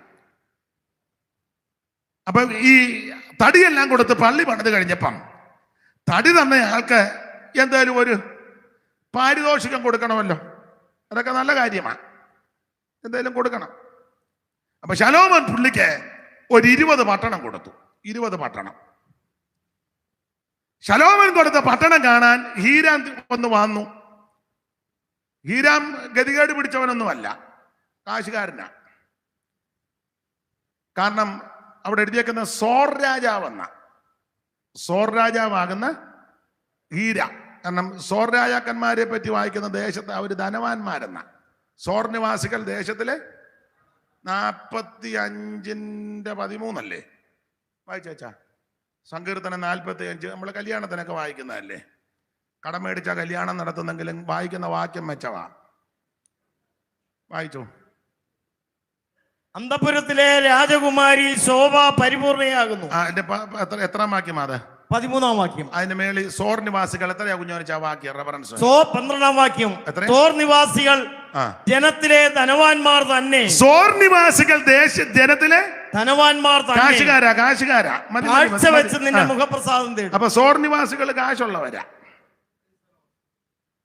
കല്യാണം നടത്തിയതിന്റെ കാശ് ഇതുവരെ കൊടുത്തു തീർന്നിട്ടില്ല. കേട്ടറിഞ്ഞ് ഞാൻ ഇപ്പോഴും വിളിക്കാം. അന്നേരം എല്ലാം പരിധിക്ക് പുറത്താ. പരിധിക്ക് വീഡിയോക്കാരൻ 3 വട്ടം വീട്ടിൽ വന്നു. അവൻ പറഞ്ഞു, ഇനിയും തന്നില്ലേ ഫോട്ടോ എല്ലാം ഞാൻ കീറിക്കളയുമെന്ന്. വായിച്ച സങ്കീർത്തനം സോർ നിവാസികൾ ഭയങ്കര കാശുകാരൻ. അവ നല്ല കാശുള്ളവരാ സോർ നിവാസികൾ. അങ്ങനെയുള്ള സോർ രാജാവിനോടാ തടി ചോദിച്ചത്. ആ തടി കൊണ്ടുവന്ന് പണിത്. അപ്പം ശലോമോനൊരു ആഗ്രഹം, ആട്ടെ പുള്ളിക്ക് എന്തെങ്കിലും പാരിതോഷികം കൊടുക്കണമല്ലോ. പുള്ളി ഒരു 20 പട്ടണം കൊടുത്തു. അപ്പൊ സോർ രാജാവ് ഈ പട്ടണമെല്ലാം കൂടെ കാണാനൊന്ന് വന്നു. തന്നെ പട്ടണം എങ്ങനെ ഇരിക്കുന്നു? ശലോമോൻ നല്ല ബുദ്ധിമാനല്ലേ. പുള്ളി കാണാൻ വന്നു. അയാൾ കാശുകാരനും ഇയാൾ ഭയങ്കര ജ്ഞാനമുള്ള ആളും, രണ്ടും കൂടെ ഒത്തല്ലോ. അയാൾ കാശുകാരനും ഇയാള് ബുദ്ധിരാക്ഷസനും. അപ്പൊ പുള്ളി കാണാൻ വന്നപ്പം പുള്ളിക്ക് ഈ പട്ടണം ബോധിച്ചില്ല. പരുവക്കേടുള്ള പട്ടണമാ. വായിച്ചു. 9:10 മുതൽ വായിര്. നമുക്കറിവുള്ള വാക്യം എന്നാലും വായിച്ചു. രാജാക്കന്മാരുടെ 1-ാം പുസ്തകം 9-ാം അധ്യായത്തിന്റെ 10 മുതൽ വലത്ത് വശത്ത് കണ്ണിക തുടങ്ങുന്നത് മുതലൊന്ന് വായിച്ചു. വായിച്ചോ. സലോമോൻ യഹോവയുടെ ആലയം, രാജധാനി എന്നീ 2 ഭവനവും 20 സംവത്സരം കൊണ്ട് പണിത ശേഷം സോർ രാജാവായ ഹീരാം സലോമോന് അവന്റെ ഇഷ്ടം പോലെ ഒക്കെയും ദേവദാരുവും സരളമരവും സ്വർണവും കൊടുത്തിരുന്നത് കൊണ്ട് ദേവദാരുവും കൊടുത്തു, പിന്നെ സരളമരം ഒക്കെ കൊടുത്തു. പണ്ടൊരാള് വായിച്ചു സരള മരവും കൊടുത്തെന്ന്. അപ്പൊ ഒരാൾ പറഞ്ഞു അവള് വല്ലേലും കൊടുക്കുമെന്ന് പറഞ്ഞു. സരള അല്ലേലും മരം കൊടുക്കുന്നവളാണ്. ഒന്നുകൂടെ വായിച്ചു. സോർ രാജാവായ ഹീരാം സലോമോന് അവന്റെ ഇഷ്ടം പോലെയൊക്കെയും ദേവദാരുവും സരളമരവും സ്വർണവും കൊടുത്തിരുന്നത് കൊണ്ട് സലോമോൻ രാജാവ് ഹീരാമിന് ഗലീല ദേശത്ത് 20 പട്ടണം കൊടുത്തു. 20 പട്ടണം കൊടുത്തു. ശലോമോൻ തടി കൊടുത്തതിന് തിരിച്ചു കൊടുത്തതാ 20 പട്ടണം. അടുത്ത വാക്യം വായിരും. ശലോമോൻ ഹീരാമിന് കൊടുത്ത പട്ടണങ്ങൾ കാണേണ്ടതിന് അവൻ സോറിൽ നിന്ന് വന്നു. പുള്ളി ഇങ്ങോട്ട് വന്നു. എന്നാൽ അവന് ബോധിക്കാത്ത രീതിയിലാ കൊടുത്തത്. ചിലര് കൊടുക്കും, ബോധിക്കുകയല്ല. നീ എന്തേലും കൊടുത്താൽ മേടിക്കുന്നവന് ബോധിക്കണം. മനസ്സിലായോ? ഒരു സാരി കൊടുക്കുക ആ കൂട്ടു സഹോദരിക്ക്, അവക്കത് ബോധിക്കണം. തട്ടിക്കേറിയതും ഉറുമ്പരിച്ചതും പഴകിയതും നിനക്ക് ഇഷ്ടമില്ലാത്തതല്ല കൊടുക്കേണ്ടത്. കൊടുത്തച്ചു കീർവാണം അടിക്കുന്ന ആൾക്കാരുണ്ട്. പിന്നെ ഞാൻ കഴിഞ്ഞ ദിവസം ഒരാൾക്ക് കൊടുത്തു, ബോധിക്കുന്നില്ലല്ലോ. എന്തെങ്കിലും കൊടുത്താൽ അത് ബോധിക്കണം. അപ്പൊ ശലോമോൻ 20 പട്ടണം കൊടുത്തു, പക്ഷെ പുള്ളിക്ക് ബോധിക്കുന്നില്ല. ബോധിക്കാത്ത സ്ഥലമാ കൊടുത്തത്. അടുത്ത വാക്യം ആയിരുന്നു. സഹോദര നീ എനിക്ക് തന്ന ഈ പട്ടണങ്ങൾ എന്ത്? അയ്യോ എന്റെ സഹോദര, നീ തന്ന പട്ടണങ്ങള് ഇങ്ങനെയാണോടാ കൊടുക്കുന്നേ? കൊടുക്കുമ്പോ ചൊവ്വിനെ കൊടുക്കണ്ടേ? നമ്മുടെ ആൾക്കാർ കൊടുക്കുന്ന കാര്യമൊന്നും പറയാതിരിക്കുന്നതാ നല്ലത്. ജനറൽ കൺവെൻഷനും സ്റ്റേറ്റ് കൺവെൻഷനും ഡിസ്ട്രിക്ട് കൺവെൻഷനും ആഹാരം കൊടുത്തേച്ച് അവസാനം തികയത്തില്ല. മിക്കയിടത്തും ചിലയിടത്ത് എല്ലായിടത്തും അല്ല, തികയത്തില്ല. എന്നുവെച്ചാൽ അവസാനം ലാസ്റ്റ് കഴിക്കാൻ വരുമ്പം സാമ്പാർ കാലം കാണിക്കുക തീർന്നെന്ന്. ഒരുത്തൻ എരിശ്ശേരിക്കല്ലത്തിൽ തവിയിട്ട് അടിച്ചു. സ്ഥലമൊന്നും പറയുന്നില്ല. കഴിക്കാനായിട്ട് വേറൊരാളൂടെ ചെന്നപ്പോൾ ഞാനും കണ്ടതാ, കാളാമുണ്ടനുമായിട്ട് നിൽക്കുന്നു. ഇനിയും വന്നാൽ തല്ലുവന്ന്. എവിടാന്നൊന്നും ഞാൻ പറയത്തില്ല, വെറുതെ എന്തിനാ ആലോക്യം ഉണ്ടാക്കുന്നത്. ചിലർക്ക് പിടികിട്ട് കാണും ഇന്നടുത്താന്ന്. ഞാൻ പറയത്തില്ല, ഞാൻ പറയുകയില്ല. മൈക്കൊക്കെ വിളിച്ച് പറഞ്ഞു നീ ആരും ഇങ്ങോട്ട് വന്നേക്കരുത്. ആട്ടെ കൊടുക്കുക. അതിനെ ഞാൻ അഭിനന്ദിക്കുന്നത് TPM-കാരെയാണ്. നിങ്ങൾ ഇണങ്ങിയാലും കൊള്ളാം, പിണങ്ങിയാലും കൊള്ളാം. എത്ര കാര്യമുണ്ട് പ്രാർത്ഥിച്ചാ ഇതെല്ലാം ചെയ്യുന്നത്. നമ്മൾ കമ്മിറ്റി കൂടിയാ ചെയ്യുന്നത്, അവിടെ പ്രാർത്ഥിച്ചാ ചെയ്യുന്നത്. നമുക്ക് മുഴുവൻ കമ്മിറ്റിയാ. കമ്മിറ്റി തന്നെ പ്രശ്നമല്ലേ. ഒരുത്തൻ പറഞ്ഞു സാമ്പാർ, ഓൻ പറഞ്ഞില്ല എരിശ്ശേരി. അത് തന്നെ 2 ഗ്രൂപ്പായി. സാമ്പാർ ഗ്രൂപ്പും എന്തോ ഒരു വിഷയമാണ്. ആട്ടെ, കൺവെൻഷൻ ആയതുകൊണ്ട് ഞാനൊന്നും പറയുന്നില്ല, അതങ്ങ് വിട്ടേക്കാം. വെറുതെ എന്തിനാ ആലോക്യം ഉണ്ടാക്കുന്നത്. പണ്ടൊരു തള്ള പറഞ്ഞ പോലെ പുതിയ വഴക്കൊന്നും ഞാൻ എടുക്കുന്നില്ല, വന്ന വഴക്ക് ഞാനിപ്പം വിടുന്നുമില്ല. പുതിയ വഴക്ക് ഞാൻ എടുക്കുന്നില്ല, പക്ഷെ വന്ന വഴക്ക് വിടുന്നില്ല എന്ന് പറഞ്ഞ പോലെ വന്ന കാര്യം ഒന്ന് പറഞ്ഞതേ ഉള്ളൂ, പുതിയത് എടുക്കുന്നില്ല. അപ്പൊ എന്തായാലും ശലോമോൻ ഈ സ്ഥലമെല്ലാം കൂടെ കാണാൻ ചെന്ന് ചോദിച്ചു, എന്റെ സഹോദര നീ ചെയ്തത് ഇങ്ങനാണോ ചെയ്യുന്നത്? നീ എനിക്ക് തന്ന ഈ പട്ടണങ്ങൾ എന്താ എന്ന് അവൻ പറഞ്ഞു. കൊള്ളുകയിലടാ ഇത്. നീ കൊടുത്തത് ഇങ്ങനെ പേരും ഫേസ്ബുക്കിനകത്തും വാട്സപ്പിനകത്തും കുന്തത്തിനകത്തും എല്ലാം പേരും നിന്റെ ഫോട്ടോയും എല്ലാം കൊടുത്തു. എന്തുവാ? വീട് വെച്ച് കൊടുത്തു. 2 മുറി സോപ്പ് പൊട്ടി പോലെ നിന്ന് ശ്വാസം പോലും വിടാൻ മേല. ഒരു അടുക്കള തള്ളക്ക് ഒന്ന് തുമ്മിയാൽ ഭിത്തിക്കിട്ട് തല ഇടിക്കും. കൊടുത്തു. ഭയങ്കര കൊടുപ്പാ. മുടിഞ്ഞോനെ കൊടുക്കുന്നെങ്കിൽ ചൊവ്വിനെ കൊടുക്കേ. അല്ലെ കൊടുക്കുന്നവന്റെ പട്ടിക്കൂടിന്റെ വില വരുന്നില്ലല്ലോ. കൊടുക്കുമ്പോ ഒരുമാതിരി ചൊവ്വിന് കൊടുക്ക, കണ്ടമാനം കൊടുക്കണ്ട, ഒത്തിരി പേർക്ക് കൊടുക്കണ്ട, 10 പേർക്ക് കൊടുക്കത് ചൊവ്വിന് കൊടുക്കുന്നത് വൃത്തിയായിട്ട് കൊടുക്ക. ഈയിടെ നമ്മുടെ റിയ ട്രാവൽസ് അതിന്റെ ചുമതലപ്പെട്ട നമ്മുടെ തമ്പിച്ചായനെ നല്ല വീടാ വെച്ച് കൊടുത്തത്. അങ്ങനെ കൊടുക്കുന്ന ആൾക്കാരുണ്ട്. ഞാൻ എൻ്റെ അറിവിൽപ്പെട്ട ഒരു കാര്യം പറഞ്ഞോളൂ, ധാരാളം ആൾക്കാരുണ്ട്. ചെല്ലു പിന്നെ കൊടുത്താൽ മിണ്ടുകയില്ല, അവർ ദൈവം അറിഞ്ഞാൽ മതി. അങ്ങനെയുള്ളവരുമുണ്ട്. ആരും കൊടുക്കുകയല്ല നല്ല പറഞ്ഞത്, കൊടുക്കുമ്പോൾ നന്നായിട്ട് കൊടുക്കണം. സ്തോത്രം.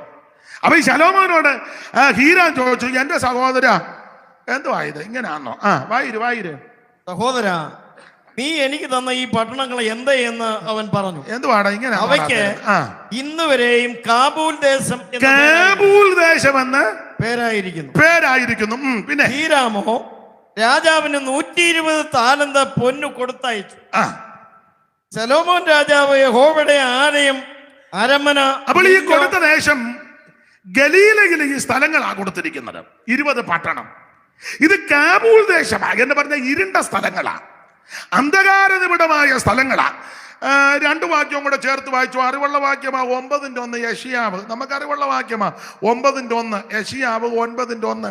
പെട്ടെന്ന് വായിച്ചു. യെശയ്യാ പ്രവചനം 9-ാം അധ്യായത്തിന്റെ 1-2 വായിച്ചു. ദൈവദാസൻ എടുത്ത് കൊടുക്കുന്നത് നന്നായി. എന്നാൽ കഷ്ടതയിലിരുന്ന ദേശം. അപ്പൊ ഈ ദേശം കാബൂൽ ദേശം. അപ്പൊ ഈ ദേശത്തിന്റെ കുഴപ്പടി കഷ്ടതയുടെ ദേശമാണ്, കഷ്ടത ദേശം. പിന്നെ എന്നാൽ കഷ്ടതയിലിരുന്ന ദേശത്തിന് തിമിരം നിൽക്കുകയില്ല. തിമിരമുള്ള സ്ഥലമാ. പിന്നെ പണ്ട് അവൻ സെബുലൂൻ ദേശത്തിനും നഫ്താലി ദേശത്തിനും ഹീനത. അപ്പൊ ഹീനതയുള്ള സ്ഥലമാ, കഷ്ടത, തിമിരം, ഹീനത ഉള്ള സ്ഥലമായത്. പിന്നെ അവൻ കടൽ വഴിയായി യോർദാൻ അക്കരെയുള്ള ജാതികളുടെ മണ്ഡലത്തിന് മഹത്വം വരും. അപ്പൊ കഷ്ടത, തിമിരം, ഹീനത നല്ല ദേശമല്ല. ഇനിയും വായിച്ചോ, മത്തായി 4:12 കൂടെ ചേർത്തങ്ങ് വായിച്ചു. ഇതെല്ലാം നമുക്ക് അറിവുള്ള വാക്യമാ, എങ്കിലും ഒന്ന് ഓർപ്പിക്കുന്നേ ഉള്ളു. 4:12 വായിച്ചു. യോഹന്നാൻ തടവിലായി എന്ന് കേട്ടാറെ അവൻ ഗലീലയ്ക്ക് വാങ്ങിപ്പോയി. നസറേത്ത് വിട്ട് സെബുലൂന്റെയും നഫ്താലിയുടെയും അതിരുകളിൽ കടൽക്കരയുള്ള കബർന്നൂമിൽ ചെന്ന് പാർത്തു. സെബുലൂൻ ദേശവും നഫ്താലി ദേശവും കടൽക്കരയിലും യോർദാനക്കരയുമുള്ള നാടും ജാതികളുടെ ഗലീലയിലെ കാനാവില അത്ഭുതം നടന്നത്. ജാതികളുടെ ഗലീല. ഇരുട്ടിയിരിക്കുന്ന. അപ്പൊ ഈ ദേശത്തിന്റെ കുഴപ്പടി, തിമിരം, ഹീനത, ഇരുട്ട്, കഷ്ടത മുഴുവൻ പരുവക്കേടുള്ള സ്ഥലമാണ്. സ്തോത്രം. ആ പരുവക്കേടുള്ള സ്ഥലത്താ യേശുവിന്റെ ആദ്യത്തെ മഹത്വം വെളിപ്പെടുന്നു. ഇന്ന് രാത്രി നിന്റെ കുടുംബത്തിന്റെ പരുവക്കേട് യേശു മാറ്റിത്തരും. നിന്റെ ജീവിതത്തിന്റെ സകല പരുവക്കേടും ഇന്ന് രാത്രി യേശു മാറ്റും. ദേശത്തിന്റെ സകല ഇരുട്ടും അന്ധകാരവും ഹീനതയും മാറ്റുവാൻ കഴിവുള്ള ഒരുത്തനേ ഉള്ളൂ, ഒരു മാർഗമേ ഉള്ളൂ. അത് സുവിശേഷമാണ്, അത് യേശു ക്രിസ്തുവാണ്. ഞാന് എന്റെ വിഷയം അതല്ലാത്തത് കൊണ്ട് അവിടെ നിന്ന് പറയുന്നില്ല. ഒറ്റ വാക്ക് പറഞ്ഞ ആ ഭാഗം വിട്ടേക്കാം. അല്ലേ നിങ്ങൾ പറയും പുള്ളി വായിച്ച വാക്യം വേറെയാ, പക്ഷെ പറഞ്ഞു വന്നതല്ല വേറെയാ. അല്ലേലും നിങ്ങൾ പറയുമെന്ന് എനിക്കറിയാം. എന്തേലും പറയാതിരിക്കുകയല്ല. ഇപ്പൊ തന്നെ പറയുന്നുണ്ട്, അടക്കം പറയുന്നുണ്ട്. വിഷയത്തിനൊന്നും ഞാൻ കാണുന്നുണ്ടതല്ല. പിന്നെ അപ്പൊ ശ്രദ്ധിക്കുക, ഒരു കാര്യം പറഞ്ഞ ആ ഭാഗം വിടാം. ഇരുട്ടിയിരുന്ന ജനം വലിയൊരു വെളിച്ചം കണ്ടു. കാരണം സാക്ഷാൽ വെളിച്ചമാകുന്ന യേശു അവിടെ ചെന്നു. അതിന്റെ ആശയം ഇത്രയേ ഉള്ളൂ. സോർരാജാവിന്റെ സമ്പത്ത് കൊണ്ട് ഈ ദേശത്തിന്റെ ഹീനത മാറ്റാൻ ഒത്തില്ല. ശലോമോൻ രാജാവിന്റെ ജ്ഞാനം കൊണ്ടും ഈ ദേശത്തിന്റെ ഹീനത മാറ്റാൻ ഒത്തില്ല. എന്നാൽ ഇതാ ശലോമോനിലും വലിയവൻ, ദൈവാലയത്തെക്കാൾ വലിയവൻ, സ്വർഗത്തെക്കാൾ വലിയവൻ, മോശയിലും വലിയവൻ, ദൈവാലയത്തെക്കാൾ വലിയവൻ, യോനയിലും വലിയവൻ. ഇന്ന് രാത്രി എന്നെ കേൾക്കുന്ന സ്നേഹിത, നിന്റെ സമ്പത്തിന് പരിഹരിക്കാൻ പറ്റാത്തത് യേശു പരിഹരിക്കും. നിന്റെ ജ്ഞാനത്തിനും വിദ്യാഭ്യാസത്തിനും പരിഹരിക്കാൻ പറ്റാത്തത് യേശു പരിഹരിക്കും. ഇന്ന് രാത്രി യേശുവിന്റെ അടുക്കൽ സമർപ്പിക്ക്, യേശുവിന് ആ ജീവിതം കൊടുക്ക്, യേശുവിന്റെ അടുക്കൽ തൃപ്പാരത്തിൽ ഏൽപ്പിക്ക്. യേശു നിന്നെ രക്ഷിക്കും. Praise the Lord. യേശു എനിക്കെത്ര നല്ലവനാ, ക്ലേശമേ ശാതന്നെ കാത്തവൻ.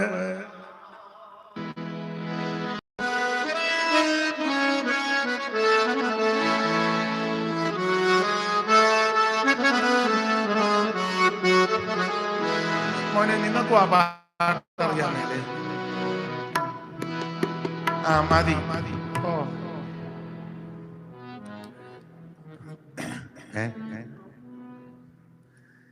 അപ്പൊ ശ്രദ്ധിക്കുക, ഹീരാമിന്റെ സമ്പത്തിന് പരിഹരിക്കാൻ പറ്റാത്ത ദേശത്തിന്റെ ഹീനത യേശുവിനാൽ നിറവേറി. ശലോമോന്റെ ജ്ഞാനം കൊണ്ട് പരിഹരിക്കാൻ പറ്റാത്ത വിഷയത്തിന് യേശു പരിഹാരം വരുത്തി. ഇന്ന് രാത്രി നിന്റെ സമ്പത്തിനും ജ്ഞാനത്തിനും ധനത്തിനും ബലത്തിനും നിന്റെ സംഘടനയ്ക്കും കായബലത്തിനും കൊണ്ടൊക്കെ പരിഹരിക്കാൻ പറ്റാത്ത മുഴുവൻ വിഷയങ്ങളും പരിഹരിക്കുവാൻ, അതിന് നീക്കുപോക്ക് നൽകുവാൻ കഴിവുള്ള നസറയനാകുന്ന യേശു ഇന്ന് രാത്രി ഇവിടെ വന്നിട്ടുണ്ട്. ആ യേശുവിനായി സമർപ്പിക്കുക, യേശുവിന്റെ കരങ്ങളിൽ കൊടുക്ക്. ഇന്ന് രാത്രി ദൈവം നിന്നെ അനുഗ്രഹിക്കും. യേശുവല്ലാതെ വേറൊരു രക്ഷകൻ ഇകത്തിലുണ്ടോ പറക, മനമേ ഇകത്തിലുണ്ടോ പറക. യേശുവല്ലാതെ വേറൊരു രക്ഷകൻ ഇകത്തിലുണ്ടോ പറക, മനമേ ഇകത്തിലുണ്ടോ പറക. വല്ലഭ പരന്താൻ പരിശുദ്ധ പരന്താൻ, വല്ലഭ പരന്താൻ പരിശുദ്ധ പരന്താൻ, മകത്വ പരാപരന്താൻ, മനമേ മകത്വ പരാപരന്താൻ. യേശുവല്ലാതെ വേറൊരു രക്ഷകൻ ഇകത്തിലുണ്ടോ പറക, മനമേ ഇകത്തിലുണ്ടോ. ശ്രദ്ധിക്കുക, യേശുവിനാൽ സകലതും പരിഹരിക്കും. അതെ, 3-ാം അധ്യായത്തിലേക്ക് വരുമ്പോൾ നിക്കോദോമസുമായിട്ട് നമ്മുടെ കർത്താവ് സംഭാഷിക്കുന്ന സംഭാഷണ പരമ്പരയാണ്. അങ്ങനെ നിക്കോദോമായുമായി സംസാരിച്ചു വന്ന കൂട്ടത്തിൽ പറഞ്ഞ ഒരു പദമാണ് ഇന്ന് രാത്രി തിരുവചന ചിന്തയ്ക്ക് അടിസ്ഥാനമായിട്ട് വായിച്ചത്. സമയം ഇല്ലെങ്കിലും അതിൽ നിന്ന് 1-2 കാര്യം സൂചിപ്പിച്ച് അങ്ങ് നിർത്താം. വായിച്ചോ 3:14.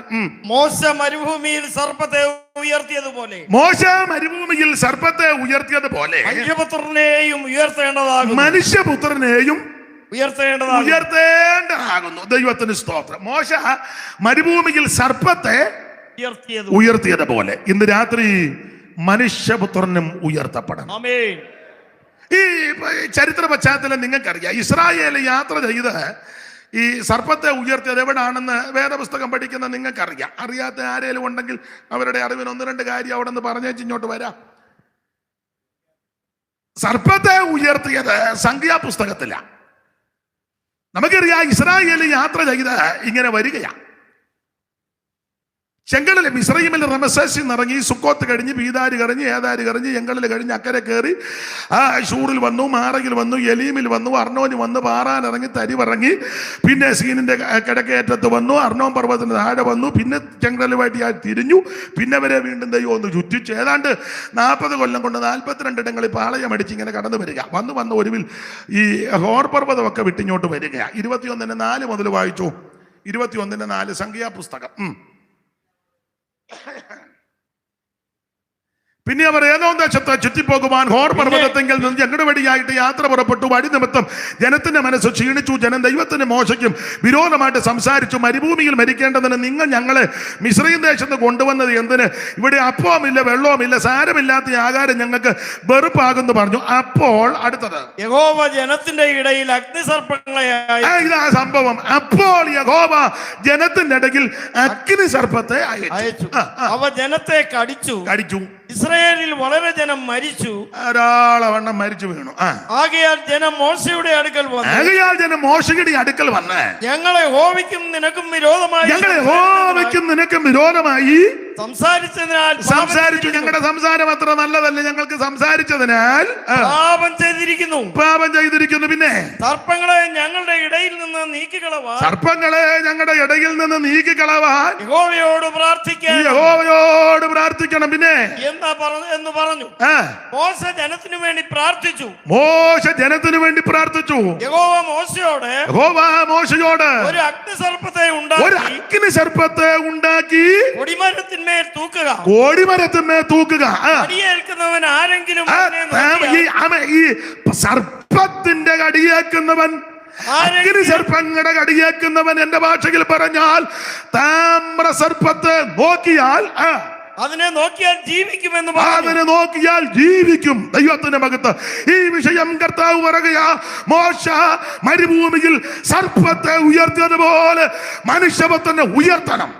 ആമേൻ. പശ്ചാത്തലഭാഗവും ചരിത്രമെല്ലാം ചേർത്ത് വേറെ വാക്യങ്ങൾ കോർത്ത് ഇണക്കി തത്തുല്യമായ ഉദാഹരണങ്ങളും പാട്ടുകളും ഒക്കെ പാടിയ സാധാരണ ഈ ഭാഗം പ്രസംഗിക്കുന്നത്. അപ്പൊ ഞാൻ അങ്ങനെ പ്രസംഗിച്ചാൽ നിങ്ങൾ ചിലര് ഇരുന്ന് കേൾക്കും, ഇവരെഴുന്നേറ്റ് പോകും. അപ്പൊ ഞാൻ ഇവരെ ബഹുമാനിക്കുന്നത് കൊണ്ട് അതെല്ലാം വെട്ടിച്ചുരുക്കുക. ദൈവത്തിന് മഹത്വം. നിങ്ങൾക്ക് ആ ഭാഗമൊക്കെ അറിയാമല്ലോ. ദൈവത്തിന് മഹത്വം. ഈ സംഖ്യാപുസ്തകം 20-ാം അധ്യായം പഠിക്കുമ്പോൾ അവിടെ പ്രധാനമായിട്ട് 2 മരണമാണ്. സംഖ്യ 20 2 മരണം. 1 മിറിയാമിന്റെ മരണം, 2 അഹരോന്റെ മരണം. 20-ന്റെ 1ഉം 2ഉം വായിച്ചു.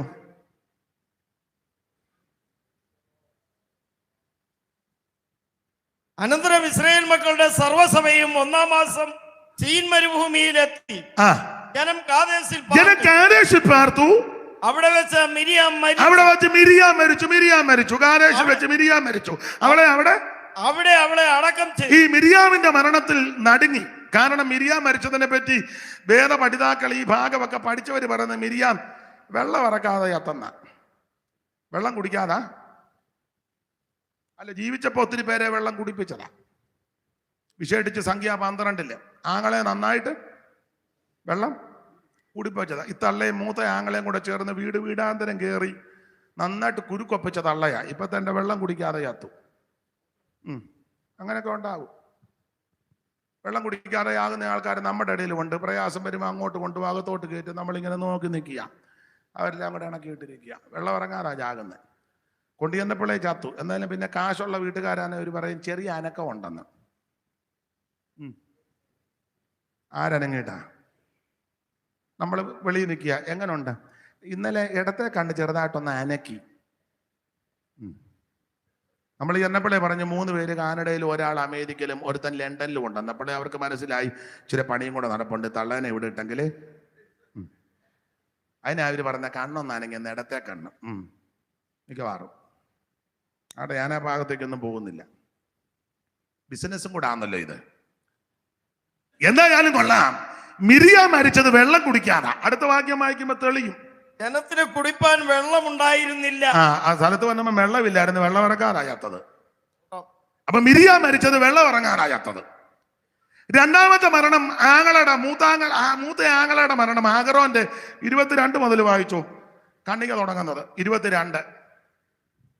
പിന്നെ ഇസ്രായേൽ മക്കളുടെ സർവ്വസഭയും കാദേശിൽ നിന്ന് യാത്ര പുറപ്പെട്ടു. പെങ്ങൾ മരിച്ചെടുത്ത് ഇവര് പിന്നെ യാത്ര പുറപ്പെട്ടു. ഹോർ പർവ്വതത്തിലെത്തി. ഏദോം ദേശത്തിന്റെ അതിരിങ്കിലുള്ള ഹോർ പർവ്വതത്തിൽ. അതെ, ഞാനെല്ലാം വായിപ്പിച്ച് വിവരിക്കുന്നില്ല. അവിടെ വെച്ച് ദൈവം തമ്പുരാൻ മോശയോട് പറഞ്ഞു, അഹരോനെയും എലയാസറിനെയും കൂടെ കൂട്ടിക്കൊണ്ട് മേളിലോട്ട് വരാൻ പറഞ്ഞു. കൊണ്ടുചെന്നു. അഹരോൻ ജനത്തോട് ചേർന്നു. വസ്ത്രമല്ലേ എലയാസർ നിപ്പിച്ചു. അങ്ങനെ അഹരോനും മരിച്ചു. 20 2 മരണം, പ്രധാനപ്പെട്ട 2 മരണം. പിന്നെ ഇവരെ 21-ാം അധ്യായത്തിൽ ഏലോൻ ദേശത്ത് ചുറ്റിപ്പോകുവാൻ ഹോർ പർവ്വതത്തിങ്കിൽ നിന്ന് ചെങ്കടൽ വഴിയായിട്ട് യാത്ര പുറപ്പെട്ടു. ഇങ്ങനെ യാത്ര പുറപ്പെട്ട് കഴിഞ്ഞപ്പോൾ ഇവര് ആവശ്യമില്ലാത്ത കാര്യങ്ങൾ സംസാരിച്ചു. ഈ അഗ്നിസർപ്പം വന്ന് കടിക്കാൻ കാര്യം 2-3 കാര്യം അവിടെ എടുത്തെഴുതിയിട്ടുണ്ട്. എന്തുവാ വായിച്ചേ? ഹോർ പർവ്വതത്തിൽ നിന്ന് ചെങ്കടവടിയായിട്ട് യാത്ര പുറപ്പെട്ടു. അടുത്തത് പിന്നെ അവർ ഏദോം ദേശത്തെ ചുറ്റിപ്പോകുവാൻ ഹോർ പർവ്വതത്തിൽ നിന്ന് ചെങ്കടൽ വഴിയായി യാത്ര പുറപ്പെട്ടു. വഴി നിമിത്തം ജനത്തിന്റെ മനസ്സ് ക്ഷീണിച്ചു. ജനം ദൈവത്തിനും മോശയ്ക്കും വിരോധമായിട്ട് സംസാരിച്ചു. ഇവര് ദൈവത്തിനും മോശയ്ക്കും വിരോധമായിട്ട് സംസാരിച്ചു. സംസാരം നല്ലതല്ല. സംസാരം നല്ലതല്ല. ദൈവമക്കൾ വളരെ ശ്രദ്ധിക്കണം. സംസാരം ആരോടാ പറയുന്നത്, എന്തുവാ പറയുന്നത്, എങ്ങനെയാ പറയുന്നതൊക്കെ നന്നായിട്ട് ശ്രദ്ധിക്കണം. വിവരിക്കുന്നില്ല, ഇത് നല്ല നീളമുള്ളതാ, അതുകൊണ്ട് വളരെ സൂക്ഷിച്ചോണം. പറഞ്ഞേച്ച് പിന്നെ അബദ്ധവാ, ക്ഷമിക്കണം, പറ്റിപ്പോയി, അന്നേരത്തെ ആ അന്തരീക്ഷത്തിൽ അങ്ങ് വേണ്ട, ചോണം. സംസാരിച്ചു. ഒന്ന്, സംസാരം നല്ലതല്ല. രണ്ട്, ജനത്തിന്റെ മനസ്സ് ക്ഷീണിച്ചു. ജനം ദൈവത്തിന് മോശയ്ക്കും വിരോധമായിട്ട് സംസാരിച്ചു വരുന്നത് മരുഭൂമിയിൽ മരിക്കേണ്ടതിന്. അപ്പൊ ഇവരുടെ സംസാരമാ. ഒന്ന്, ഇവർക്ക് പ്രത്യാശ നഷ്ടപ്പെടുക. മരുഭൂമിയിൽ ഞങ്ങൾ മരിച്ചു പോകും. അങ്ങനെയുണ്ട്. മരുഭൂമിയിൽ മരിക്കേണ്ടതിന്, മരിക്കുമെന്ന്, ഞങ്ങൾ ചത്തുപോകുമെന്ന്. ഇവർ പണ്ടും അങ്ങനെ പറഞ്ഞ ചാകുമെന്ന്. അതെ, ഇവര് കൂടെ കൂടെ അങ്ങനെ പറയും. നാവിന്മേലാ ജീവനും മരണവും. എന്തുകൊണ്ടാ വിശേഷം? ഓ, ഞാൻ ഇങ്ങനെ തട്ടിയും മുട്ടി. നീ തട്ടിയും മുട്ടി അതിൻ്റെ ആയുസ് തീരുവുള്ളൂ. എന്തുകൊണ്ട് വിശേഷം? ഓ, ഞങ്ങൾക്കൊക്കെ എന്നാ വിശേഷം, നിങ്ങൾക്കൊക്കെ അല്ലേ വിശേഷം. അല്ല, എന്നാലും ഓ, ഞങ്ങളിങ്ങനെ ആമ്പലും വെള്ളം പോലെ പൊങ്ങി, നിന്റെ പൊന്നും കൊടുത്ത നാവ്. എടാ, ഒരു ദൈവ പൈതൽ പറയണം എന്തുകൊണ്ട് വിശേഷം? കൃപയാൽ സന്തോഷമായിട്ടിരിക്കുന്നു, ദൈവം എന്നെ നടത്തുന്നു. ഇത് പറയുമ്പോ തന്നെ നിന്റെ വിഷയത്തിന് വിടുതലുണ്ടാകും. നീ ഉമ്മ കരഞ്ഞും തൂങ്ങിയും പാണ്ടപ്പരപ്പും പറഞ്ഞേ ആര് നിന്റെ കൂടെ വരാൻ ആരാധനയ്ക്ക്? എവിടെ പോന്ന്? പ്രാർത്ഥന. നിന്റെ കൂടെ ഒരു പൂഞ്ഞാൻ പോലും വരികയല്ല. സംസാരമൊന്നും നല്ലതല്ലല്ലോ. അത് എല്ലാ ഭാഗവും ഞാൻ എടുക്കുന്നില്ല. ഇവര് മന്നയ്ക്ക് വിരോധമായി പിറുപിറുത്തുക. അതാ അഗ്നിസർപ്പം വരാൻ കാര്യം. മന്നയ്ക്ക് വിരോധമായി വായിച്ചേ. ജനം ദൈവത്തിനും മോശയ്ക്കും വിരോധമായി സംസാരിച്ചു. എല്ലാ ഭാഗവും എടുക്കുന്നില്ല, സംസാരിച്ചു. അടുത്തതാ, മരുഭൂമിയിൽ മരിക്കേണ്ടതിന്. മരുഭൂമിയിൽ മരിക്കാൻ ഇവര് പറയാ ഞങ്ങൾ ചാകുവന്ന്. ഈ മരുഭൂമിയിൽ ചാകുവന്ന്. നിന്നെ കൊല്ലാനാണോ കൊണ്ടുവന്നേ? നിന്നെ മുടിച്ചു കളയാനാണോ കൊണ്ടുവന്നത്? അല്ല. ഇവര് പണ്ട് വന്ന് പറഞ്ഞ് ഞങ്ങൾ ചാകുവന്ന്. അന്ന് പറഞ്ഞ് ഞങ്ങളും ഞങ്ങളുടെ കുഞ്ഞുകുട്ടികളും എല്ലാം ചത്തുപോകുമെന്ന്. വായിച്ചോ, 13:1 14:1 മുതൽ. സംഖ്യ തന്നെ ഇത് മറിക്കാതെ കണ്ട് 14:1 മുതൽ വായിച്ചേ. അവിടെയും ചാകുവെന്നാ പറഞ്ഞേ. സംഖ്യാപുസ്തകം 14:1 മുതൽ വായിര്. ജനമാ രാത്രി മുഴുവൻ കരഞ്ഞു. അപ്പോൾ സഭയൊക്കെ ഉറക്കം നിലവിളിച്ചു. ജനം മോശയ്ക്കും അഹരോനും വിരോധമായിട്ട് സംസാരിച്ചു. പിന്നെ ജനമാ രാത്രി മുഴുവൻ കരഞ്ഞു. മുതലക്കണ്ണീരാ മുഴുവൻ കരഞ്ഞു. അടുത്തത്, ഇസ്രായേൽ മക്കൾ എല്ലാവരും മോശയ്ക്കും അഹരോനും വിരോധമായിട്ട് പിറുപിറുത്തു. അടുത്തത് സഭയൊക്കെ അവരോട് മിസ്രയീം ദേശത്ത് വെച്ച് ഞങ്ങൾ മരിച്ചു പോയിരുന്നു എങ്കിൽ കൊള്ളായിരുന്നു. നല്ല പ്രത്യാശ. മിസ്രയീം വെച്ച് ചാകുകയായിരുന്നു, നല്ലതായിരുന്നെന്ന്. പിന്നെ അടുത്തത്, അല്ലെങ്കിൽ ഈ മരുഭൂമി വെച്ചാന്നേലും വലിയ തരക്കേടില്ല. അടുത്തത്, എന്നാലും തരക്കേടില്ല. അടുത്തത്, വാളാൽ വീഴേണ്ടതിന് യഹോവ ഞങ്ങളെ ആ ദേശത്തേക്ക് കൊണ്ടുപോകുന്നത് എന്തിന്? അടുത്തത്, ഞങ്ങളുടെ ഭാര്യമാരും മക്കളും കൊള്ളയായി പോകുമല്ലോ. മതി, നല്ല വർത്താനമാ. ഞങ്ങളുടെ ഭാര്യമാരും പിള്ളേരും എല്ലാം കൊള്ളയാകുമെന്ന്. ദൈവം ഞങ്ങളെ അങ്ങോട്ട് എന്തിനാ കൊണ്ടുപോകുന്നത്? മിസ്രയീമിൽ വെച്ച് ചാകുകാരുന്ന നല്ലതാ. ഈ മരുഭൂമിയാന്നേലും വലിയ കുഴപ്പമില്ല. വാളാൽ വീഴേണ്ടതിന് യഹോവ ഞങ്ങളെ ആ ദേശത്തേക്ക് കൊണ്ടുപോകുന്നത് എന്തിന്? ഞങ്ങളുടെ പെണ്ണുങ്ങളും പിള്ളേരും എല്ലാം കൊള്ളയാകുമെന്ന്. കൊള്ള ഭാര്യമാരും. ഞാനൊക്കെ പെണ്ണുങ്ങളെന്ന് പറഞ്ഞതേ ഉള്ളൂ. എനിക്ക് ഇച്ചിരി സ്റ്റാൻഡേർഡ് കുറവാ. ഞങ്ങളുടെ ഭാര്യമാരും പിള്ളേരും എല്ലാം കൊള്ളയാകും. ദൈവം ഇത് കേട്ടു. ദൈവം കേട്ട ഈ വാക്കൊക്കെ വളരെ ശ്രദ്ധിക്കണം. ദൈവം കേട്ടേച്ച് പറഞ്ഞടാ, കൊള്ളയാകുമെന്ന് പറഞ്ഞ പിള്ളേരെല്ലാം അങ്ങ് ചെല്ലും, നീ ഒരെണ്ണം കയറുകയില്ലെന്ന് പറഞ്ഞു. വായിച്ചു ആവർത്തനം 1:38. മറ്റേത് മറയ്ക്കരുത്, മറയ്ക്കാതെ വായിക്കണം. ആവർത്തനം 1:38. ആവർത്തനം. പിന്നെ വായിച്ചു. ആരൊക്കെ ലിസ്റ്റ്? കനാനി പോകുന്ന ലിസ്റ്റ്.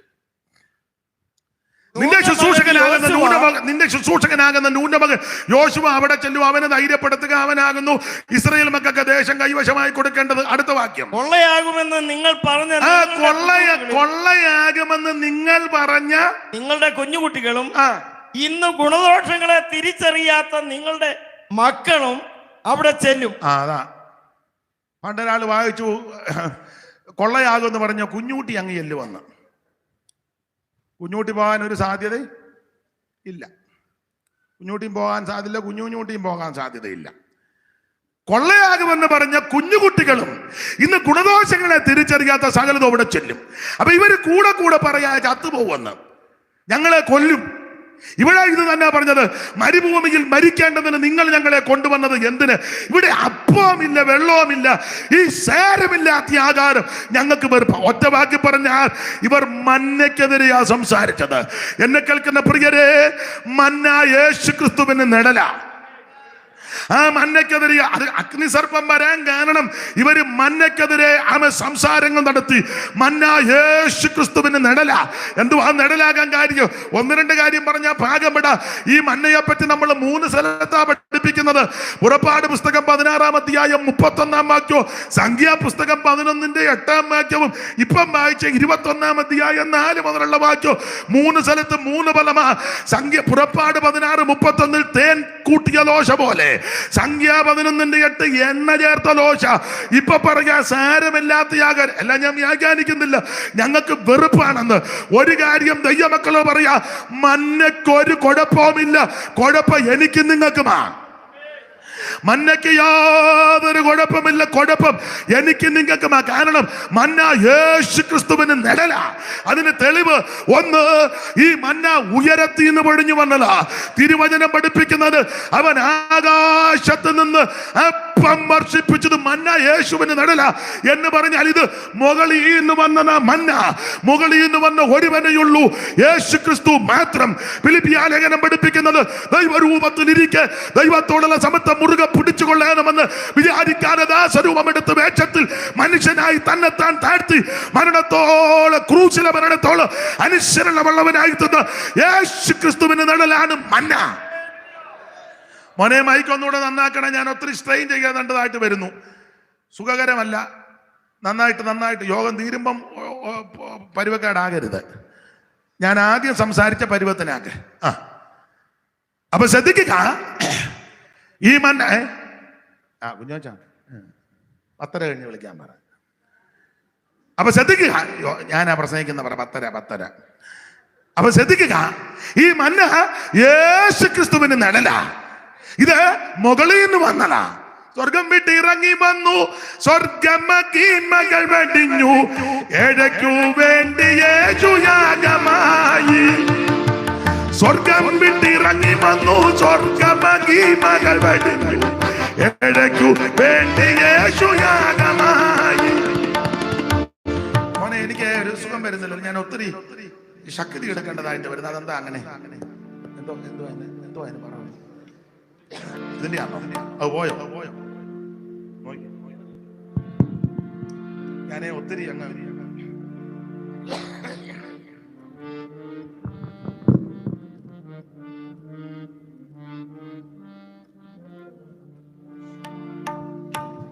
ഹല്ലേലൂയ.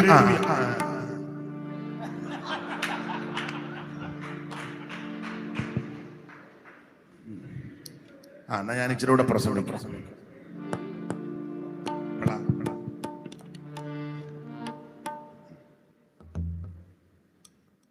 സ്തോത്രം. ഈ പരുവത്തിന് നിൽക്കട്ടെ.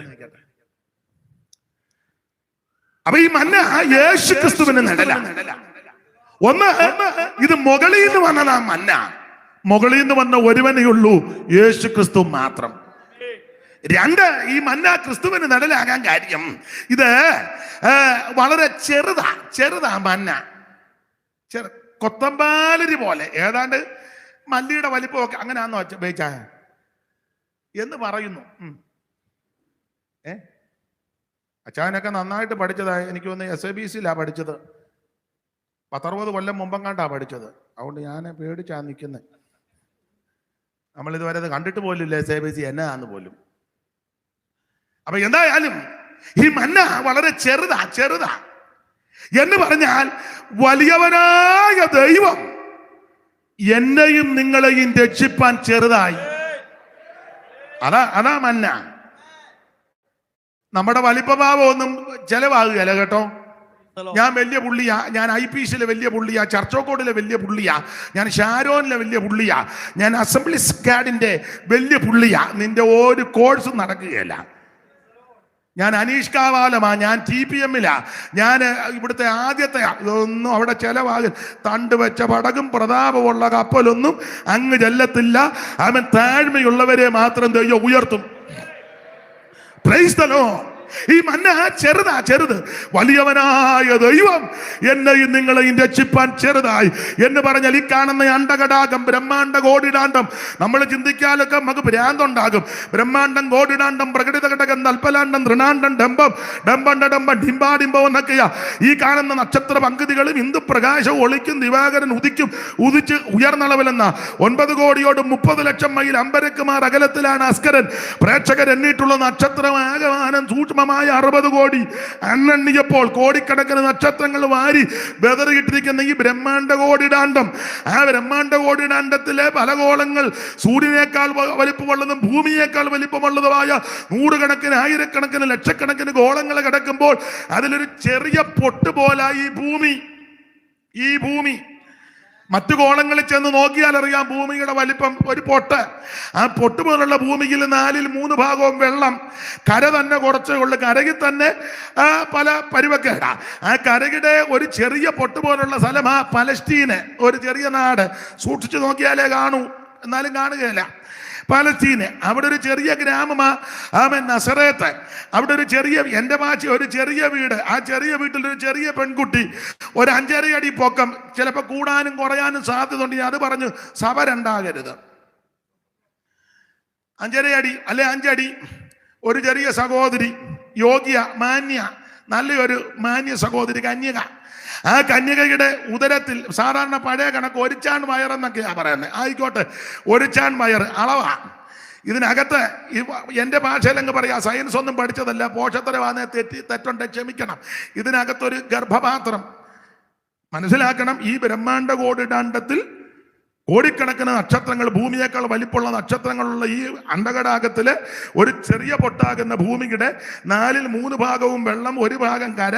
ആ കരയുടെ ഒരു ചെറിയ പൊട്ട് പോലുള്ള പലസ്തീനിൽ, ഒരു ചെറിയ ഗ്രാമത്തില്, ഒരു ചെറിയ വീട്ടില്, ഒരു ചെറിയ സഹോദരിയുടെ ഉദരത്തിനകത്ത് ഒരു ചെറിയ ഗർഭപാത്രത്തിൽ വലിയവനായ ദൈവം ഉരുവായെന്ന്.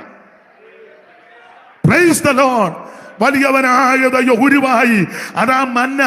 അവൻ ചെറുതായി ഒരു മാന്യ യുവതയുടെ ഗർഭപാത്രത്തിൽ ചെറുതായി ഉരുവായ നസറേയനാകുന്ന യേശു ക്രിസ്തു.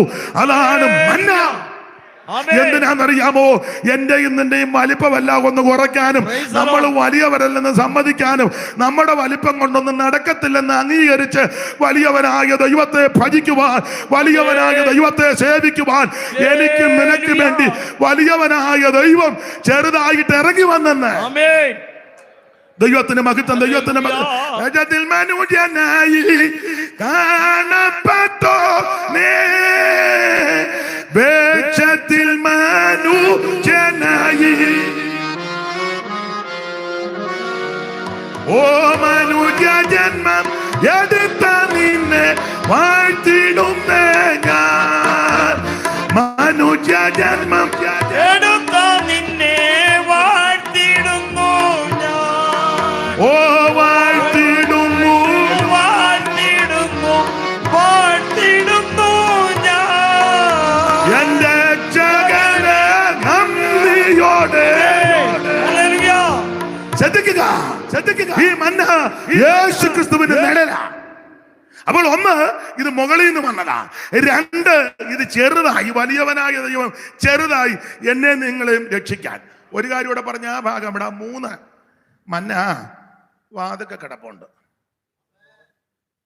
വാതിൽ തുറന്ന് അതിരാവിലെ 12:30 ചെല്ലരുത്. അതിരാവിലെ തുറന്ന് ചെല്ലുമ്പോൾ വാതിൽക്ക മഞ്ഞിനകത്താ. മഞ്ഞും മഞ്ഞയും കൂടെ രാത്രി പൊടിക്കുന്നത്. മഞ്ഞും അതിനകത്ത് മഞ്ഞ് തട്ടി മാറ്റുമ്പോൾ അകത്ത് മന്ന എന്ന് പറഞ്ഞാൽ വാതിൽക്ക കിടപ്പുണ്ട്. രക്ഷ വാതിൽക്കല. നീ രക്ഷ തേടി വണ്ടിക്കൂലി മുടക്കി കിഴക്കോട്ടും പടിഞ്ഞാട്ടും തെക്കോട്ടും ഒന്നും നീ പോകണ്ട. രക്ഷ നിന്റെ വാതിൽക്കലുണ്ട്. ഇത് സുപ്രസാദ കാലമാ. ഇത് രക്ഷാ ദിവസമാ. 5 പൈസ മുടക്കണ്ട, 1 കാശ് മുടക്കണ്ട, 1 മൈൽ നടക്കണ്ട. ഇന്ന് രാത്രി ഞാൻ സാധാരണ ഞങ്ങൾ ഉപദേശിമാര് കയ്യും കാലും ഒക്കെ പൊക്കാൻ പറയും. ഇതൊന്നും ഞാൻ പറയുന്നില്ല. ഇരിക്കുന്ന ഇടത്തിരുന്ന് ഒരൊറ്റ പ്രാർത്ഥന, യേശുവേ എന്നെ രക്ഷിക്കണം. എന്റെ പാപം മോചിക്കണം, എന്റെ ഉള്ളത്തിലേക്ക് വരണം. ഇന്ന് രാത്രി ആര് പ്രാർത്ഥിക്കും അവരെ യേശു രക്ഷിക്കും. ഒരു അവസാനിപ്പിക്കും. ഇതാ മന്ന. ഈ മന്നയെ ഇവർ ആക്ഷേപിച്ചു. സാരമില്ലാത്ത ആകാരം വെറുപ്പാന്ന് പറഞ്ഞത് ദൈവത്തിന് ഇഷ്ടപ്പെട്ടില്ല. അഗ്നി സർപ്പത്തെ അയച്ചു. പാമ്പ് വന്ന് ഊടുപാട് കടിച്ചു. കുറെ എണ്ണം ചത്തു, കുറെ എണ്ണം കടി കിട്ടാതിരിക്കാൻ ഓടി, വേദന കൊണ്ട് ഓടി. അപ്പോൾ മോശയോട് ദൈവം പറഞ്ഞു, ഒരു പിത്തള സർപ്പത്തെ അങ്ങോട്ട് താമര സർപ്പത്തെ ഉയർത്താൻ പറഞ്ഞു. അഗ്നി സർപ്പത്തിന്റെ കടിയേറ്റവൻ ആ താമര സർപ്പത്തെ നോക്കിയാൽ അവന് വിടുതല. ഇന്ന് രാത്രി എല്ലാം വിവരിക്കുന്നില്ല. ഈ താമര സർപ്പത്തിന്റെ ഒന്ന് രണ്ട് പ്രത്യേകത പറഞ്ഞങ്ങ് നിർത്താം. അതിനെയുള്ള സമയം അതിക്രമിച്ചിരിക്കുന്നു. കർത്താവിന്റെ മഹത്വം. എന്തുവാ ഈ താമര സർപ്പത്തിന്റെ പ്രത്യേകത? അതിലൊന്ന്, ഈ താമര സർപ്പം കനാൻ ദേശത്തിന് വെളിയിൽ വെച്ചാണ് ഈ സംഭവം നടക്കുന്നത്. നമ്മുടെ കർത്താവും അങ്ങനെ തന്നെയാ. പാളയത്തിന് പുറത്ത് വെച്ച്. വ്യാഖ്യാനിക്കാൻ നേരമില്ലാത്തത് കൊണ്ടാണ് ഇത് യേശു ക്രിസ്തുവിന് നിഴലായിട്ട് നിൽക്കുക. സ്തോത്രം. പാളയത്തിന് പുറത്ത്. രണ്ട്, ഈ താമര സർപ്പമാകാൻ, താമര ചുമ്മാ ഇരുന്ന സർപ്പമാകുകയല്ല. ആ താമസർപ്പത്തിന് ഒത്തിരി അടി കൊണ്ടിട്ടുണ്ട്. അടിച്ചടിച്ചടിച്ചടിച്ചായി ഇത് സർപ്പമാക്കിയെടുത്തേക്കുന്നത്. അത് നമ്മുടെ കർത്താവിൻ്റെ കഷ്ടാനുഭവങ്ങളെയും പങ്കപ്പാടിനെയും ഓർപ്പിക്കുന്നതാണ്. ഇന്ന് രാത്രി സ്നേഹിത, എനിക്കും നിനക്കും വേണ്ടി യേശു പങ്കപ്പാടുകൾ സഹിച്ചു. മുൾക്കിരീടധാരിയായി, മുഖത്തെ രോമം പിടിതെടുക്കപ്പെട്ടവനായി, കണ്ണ് മൂടിക്കെട്ടി കന്നത്തടിയേറ്റ് കാർക്കിച്ച് തുപ്പലേറ്റ് ആമൻ കുനിയപ്പെട്ട് നിൽക്കുന്ന യേശുവിന്റെ മുതുകത്തെ ചാട്ടവാറ് കൊണ്ട് ഘോരമായ പ്രകരം. ദൈവത്തിന്റെ മഹത്വം. യാതൊരു ദാക്ഷിണ്യം കൂടാതെ റോമൻ പടയാളികൾ യേശുവിനെ അടിക്കുക. അതെല്ലാം അവിടുന്ന് വഹിച്ചു. അടിയേറ്റ്, നിന്നയേറ്റ്, പീഡകളേറ്റ്, പങ്കപ്പാട് സഹിച്ച ആമൻ നമുക്ക് വേണ്ടി അവിടുന്ന് ഉയർത്തപ്പെട്ടത്. ഈ താമര സർപ്പം അടിയേറ്റ സർപ്പമായി തീർന്നത്. ദൈവത്തിന്റെ മഹത്വം. ഒരു കാര്യം, ഒന്ന് രണ്ട് കാര്യം കൂടെ പറഞ്ഞ് ആമൻ അങ്ങ് നിർത്താം. മൂന്ന്, ഈ താമര സർപ്പം തന്നെത്താൻ ഉയർന്നതല്ല, ഇതിനെ ഉയർത്തിയതാണ്. ഇന്ന് രാത്രി യേശുവിനെ ഉയർത്തണം. ഞാനത് വ്യാഖ്യാനിക്കുന്നില്ല. ദൈവത്തിന്റെ മഹത്വം. അത് തന്നെത്താൻ ഉയർന്നതല്ല, അതിനെ ഉയർത്തിയതാണ്. ദൈവത്തിന്റെ മഹത്വം. ഇന്ന് രാത്രി കർത്താവിനെ ഉയർത്തണം. അവസരം കിട്ടുന്നിടത്തെല്ലാം യേശുവിനെ ഉയർത്തണം. ദൈവത്തിന്റെ മഹത്വം. മാത്രമല്ല, ഈ താമര സർപ്പം ആമൻ സ്തോത്രം തിളങ്ങുന്ന വസ്തുവാ എന്ന് പറഞ്ഞാൽ യേശുവിന്റെ മഹിമയെ കാണിക്കുന്നതാണ്. യേശുവിന്റെ മഹിമ, യേശുവിന്റെ മഹത്വം, യേശുവിന്റെ ശ്രേഷ്ഠത എല്ലാം വിവരിക്കുന്നില്ല. ഞാൻ ആ പോയിന്റ് മാത്രം പറഞ്ഞങ്ങ് നിർത്തുക. അല്ലെ നിങ്ങൾ പറയും താമര സർപ്പത്തെ പറ്റി വായിച്ചേച്ച് പുള്ളി അതിനെപ്പറ്റി ഒന്നും പറഞ്ഞില്ല. അതുകൊണ്ടാണ് ഇനി നിങ്ങൾ അറിയാം, എന്നേക്കാൾ നന്നായിട്ട് അറിയാമല്ലോ. ദൈവത്തിന്റെ മഹത്വം. ഇത് തിളങ്ങുന്ന വസ്തുവ എന്ന് പറയുക. സൂര്യന്റെ കിരണം അങ്ങോട്ട് നിബദിച്ച് കഴിയുമ്പോൾ ആ കൊടിമരത്തിൽ ഉയർത്തപ്പെട്ട താമര സർപ്പം നിന്ന് തിളങ്ങും എന്ന് പറഞ്ഞാൽ യേശുവിന്റെ മഹിമ, യേശുവിന്റെ മഹത്വം, യേശുവിന്റെ തേജസ്. ഇതുപോലെ ശ്രേഷ്ഠനാകുന്ന, യോഗ്യനാകുന്ന, ഉന്നതനാകുന്ന മഹിമയുള്ള വേറൊരുവൻ ഇല്ല. അവനോട് തുല്യപ്പെടുത്തുവാൻ ഒരുത്തനുമില്ല. ഊനമില്ലാത്തവൻ, പാപമില്ലാത്തവൻ, പാപം ചെയ്യാത്തവൻ, പാപമേശാത്ത, പാപം തീണ്ടാത്ത പരമവിശുദ്ധനാണ് ക്രിസ്തു. ഈ താമര സർപ്പത്തിന് ആമൻ തിളക്കമുണ്ട്. യേശുവിന്റെ മഹിമ. രണ്ട് കാര്യം കൂടെ പറഞ്ഞ് നിർത്തുക. വ്യാഖ്യാനിക്കുന്നില്ല, നിർത്തുക. അതായത് ഞാൻ പുസ്തകമൊക്കെ നേരത്തെ മടക്കി വെച്ചിരിക്കുക. നിങ്ങൾ ചിന്തിക്കരുത് പുള്ളി പയ്യെ നിൽക്കുക. നിർത്തി വേച്ചാനും സന്തോഷം വന്നോട്ടെ. കുഞ്ഞാനച്ചാൻ്റെ വാച്ചും പിടിച്ചു. നിർത്തി. ഈ താമര സർപ്പത്തിന്റെ രണ്ട് കാര്യം കൂടെ വാക്യം വായിപ്പിക്കുന്നില്ല. രണ്ട് കാര്യം. കടിക്കാമെന്ന സർപ്പത്തിന് വിഷമുണ്ട്, ഉയർത്തപ്പെട്ട സർപ്പത്തിന് വിഷമില്ല. മരുഭൂമിയിൽ കടിച്ച സർപ്പത്തിന് വിഷമുണ്ടെന്ന്. ഇന്നും ആ വിഷം അനേക വ്യക്തികളെയും കുടുംബങ്ങളെയും തകർത്തോണ്ടിരിക്കുക. എന്നാൽ ഇന്ന് രാത്രി അങ്ങനെയുള്ളവരോട് പറയട്ടെ, ഇവിടെ ഇതാ ഉയർത്തപ്പെട്ടൊരു താമര സർപ്പമുണ്ട്, അതിന് വിഷമില്ല. ആ സർപ്പത്തെ നോക്കിയാൽ, ആ സർപ്പത്തിലേക്ക് നോക്കിയാൽ നിന്റെ സകല ശാപം മാറും, സകല പാപം നീങ്ങും, സകല കെടുതി മാറും. ഇന്ന് രാത്രി അവനേക്ക് കണ്ണുകൾ ഉയർത്ത. വ്യാഖ്യാനിക്കുന്നില്ല, നിർത്തുക. ഒന്നുകൂടെ പറഞ്ഞു നിർത്തിയേക്കാം. സംഖ്യാപുസ്തകം 21 സർപ്പങ്ങൾ വന്നെന്ന്, അഗ്നി സർപ്പങ്ങളെ, അങ്ങനല്ലേ, അഗ്നി സർപ്പങ്ങള്. എന്നാൽ കൊടിമരത്തിൽ ഉയർത്തിയപ്പെട്ടത് സർപ്പങ്ങളല്ല, സർപ്പം ഒരുവൻ മാത്രം. രക്ഷപ്പെടാൻ ഒറ്റ മാർഗമേ ഉള്ളൂ, ഒരുവൻ മാത്രമേ ഉള്ളൂ, അത് നസറേയനാകുന്ന യേശു. മോശ മരുഭൂമിയിൽ സർപ്പത്തെ ഉയർത്തിയതുപോലെ നമ്മുടെ ആയുസ് മുഴുവൻ ആമൻ യേശുവിനെ ഉയർത്താം. പാപമില്ലാത്തവൻ, ശാപമില്ലാത്തവൻ, ദോഷമില്ലാത്തവൻ, പരമവിശുദ്ധനാകുന്ന ക്രിസ്തു ഇന്ന് രാത്രി ആമന കർത്താവിന് കരമുയർത്തി മഹത്വം കൊടുത്താട്ടെ. യേശു ക്രിസ്തു മാത്രം ഏകദൈവം, കർത്താവിനെ രക്ഷകനായി സ്വീകരിച്ച് സ്നാനപ്പെട്ട് അഭിഷേകം പ്രാപിച്ച് തിരുമേശയെടുത്ത് വേർപാട് പാലിച്ച് കൂട്ടായ്മ ആചരിച്ച് പ്രാർത്ഥന കഴിച്ച് അപ്പോസ്തലിക ഉപദേശത്തിലെ അടിയുറച്ച് നിന്ന് കർത്താവിന്റെ വരവിനായി നമുക്കൊരുങ്ങാം. എല്ലാവരും ഒരു നിമിഷം ഒന്ന് പ്രാർത്ഥിച്ചാട്ടെ. എല്ലാവരും ഇന്ന് രാത്രി ഒന്ന് സമർപ്പിച്ചാട്ടെ. നമുക്ക് വേണ്ടി ജീവനെ തന്നവൻ, നമുക്ക് വേണ്ടി രക്തം ചിന്തിയവൻ, നമ്മെ രക്ഷിച്ച് വിടുവിച്ച കർത്താവിന് അല്പസമയങ്ങൾ എല്ലാവരും ദൈവത്തെ മഹത്വപ്പെടുത്തിയാട്ടെ. ഓ ദൈവത്തിന് മഹത്വം, ദൈവത്തിന് മഹത്വം, ദൈവത്തിന് മഹത്വം, ദൈവത്തിന് മഹത്വം, ദൈവത്തിന് മഹത്വം, ദൈവത്തിന് മഹത്വം. അല്പസമയങ്ങൾ എല്ലാവരും കർത്താവിന് മഹത്വം കൊടുത്താട്ടെ. ഹല്ലേലൂയ. കൊല്ലുന്ന മരണത്തിൻ പല്ലു തകർത്തതാകയാൽ, കൊല്ലുന്ന മരണത്തിൻ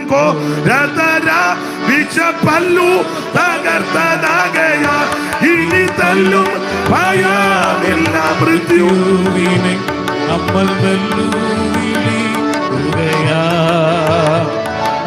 ഹല്ലേലൂയ, ജയം ഹല്ലേലൂയ, യേശു കർത്താവ് ജീവിക്കുന്നു. ഹല്ലേലൂയ, ജയം ഹല്ലേലൂയ.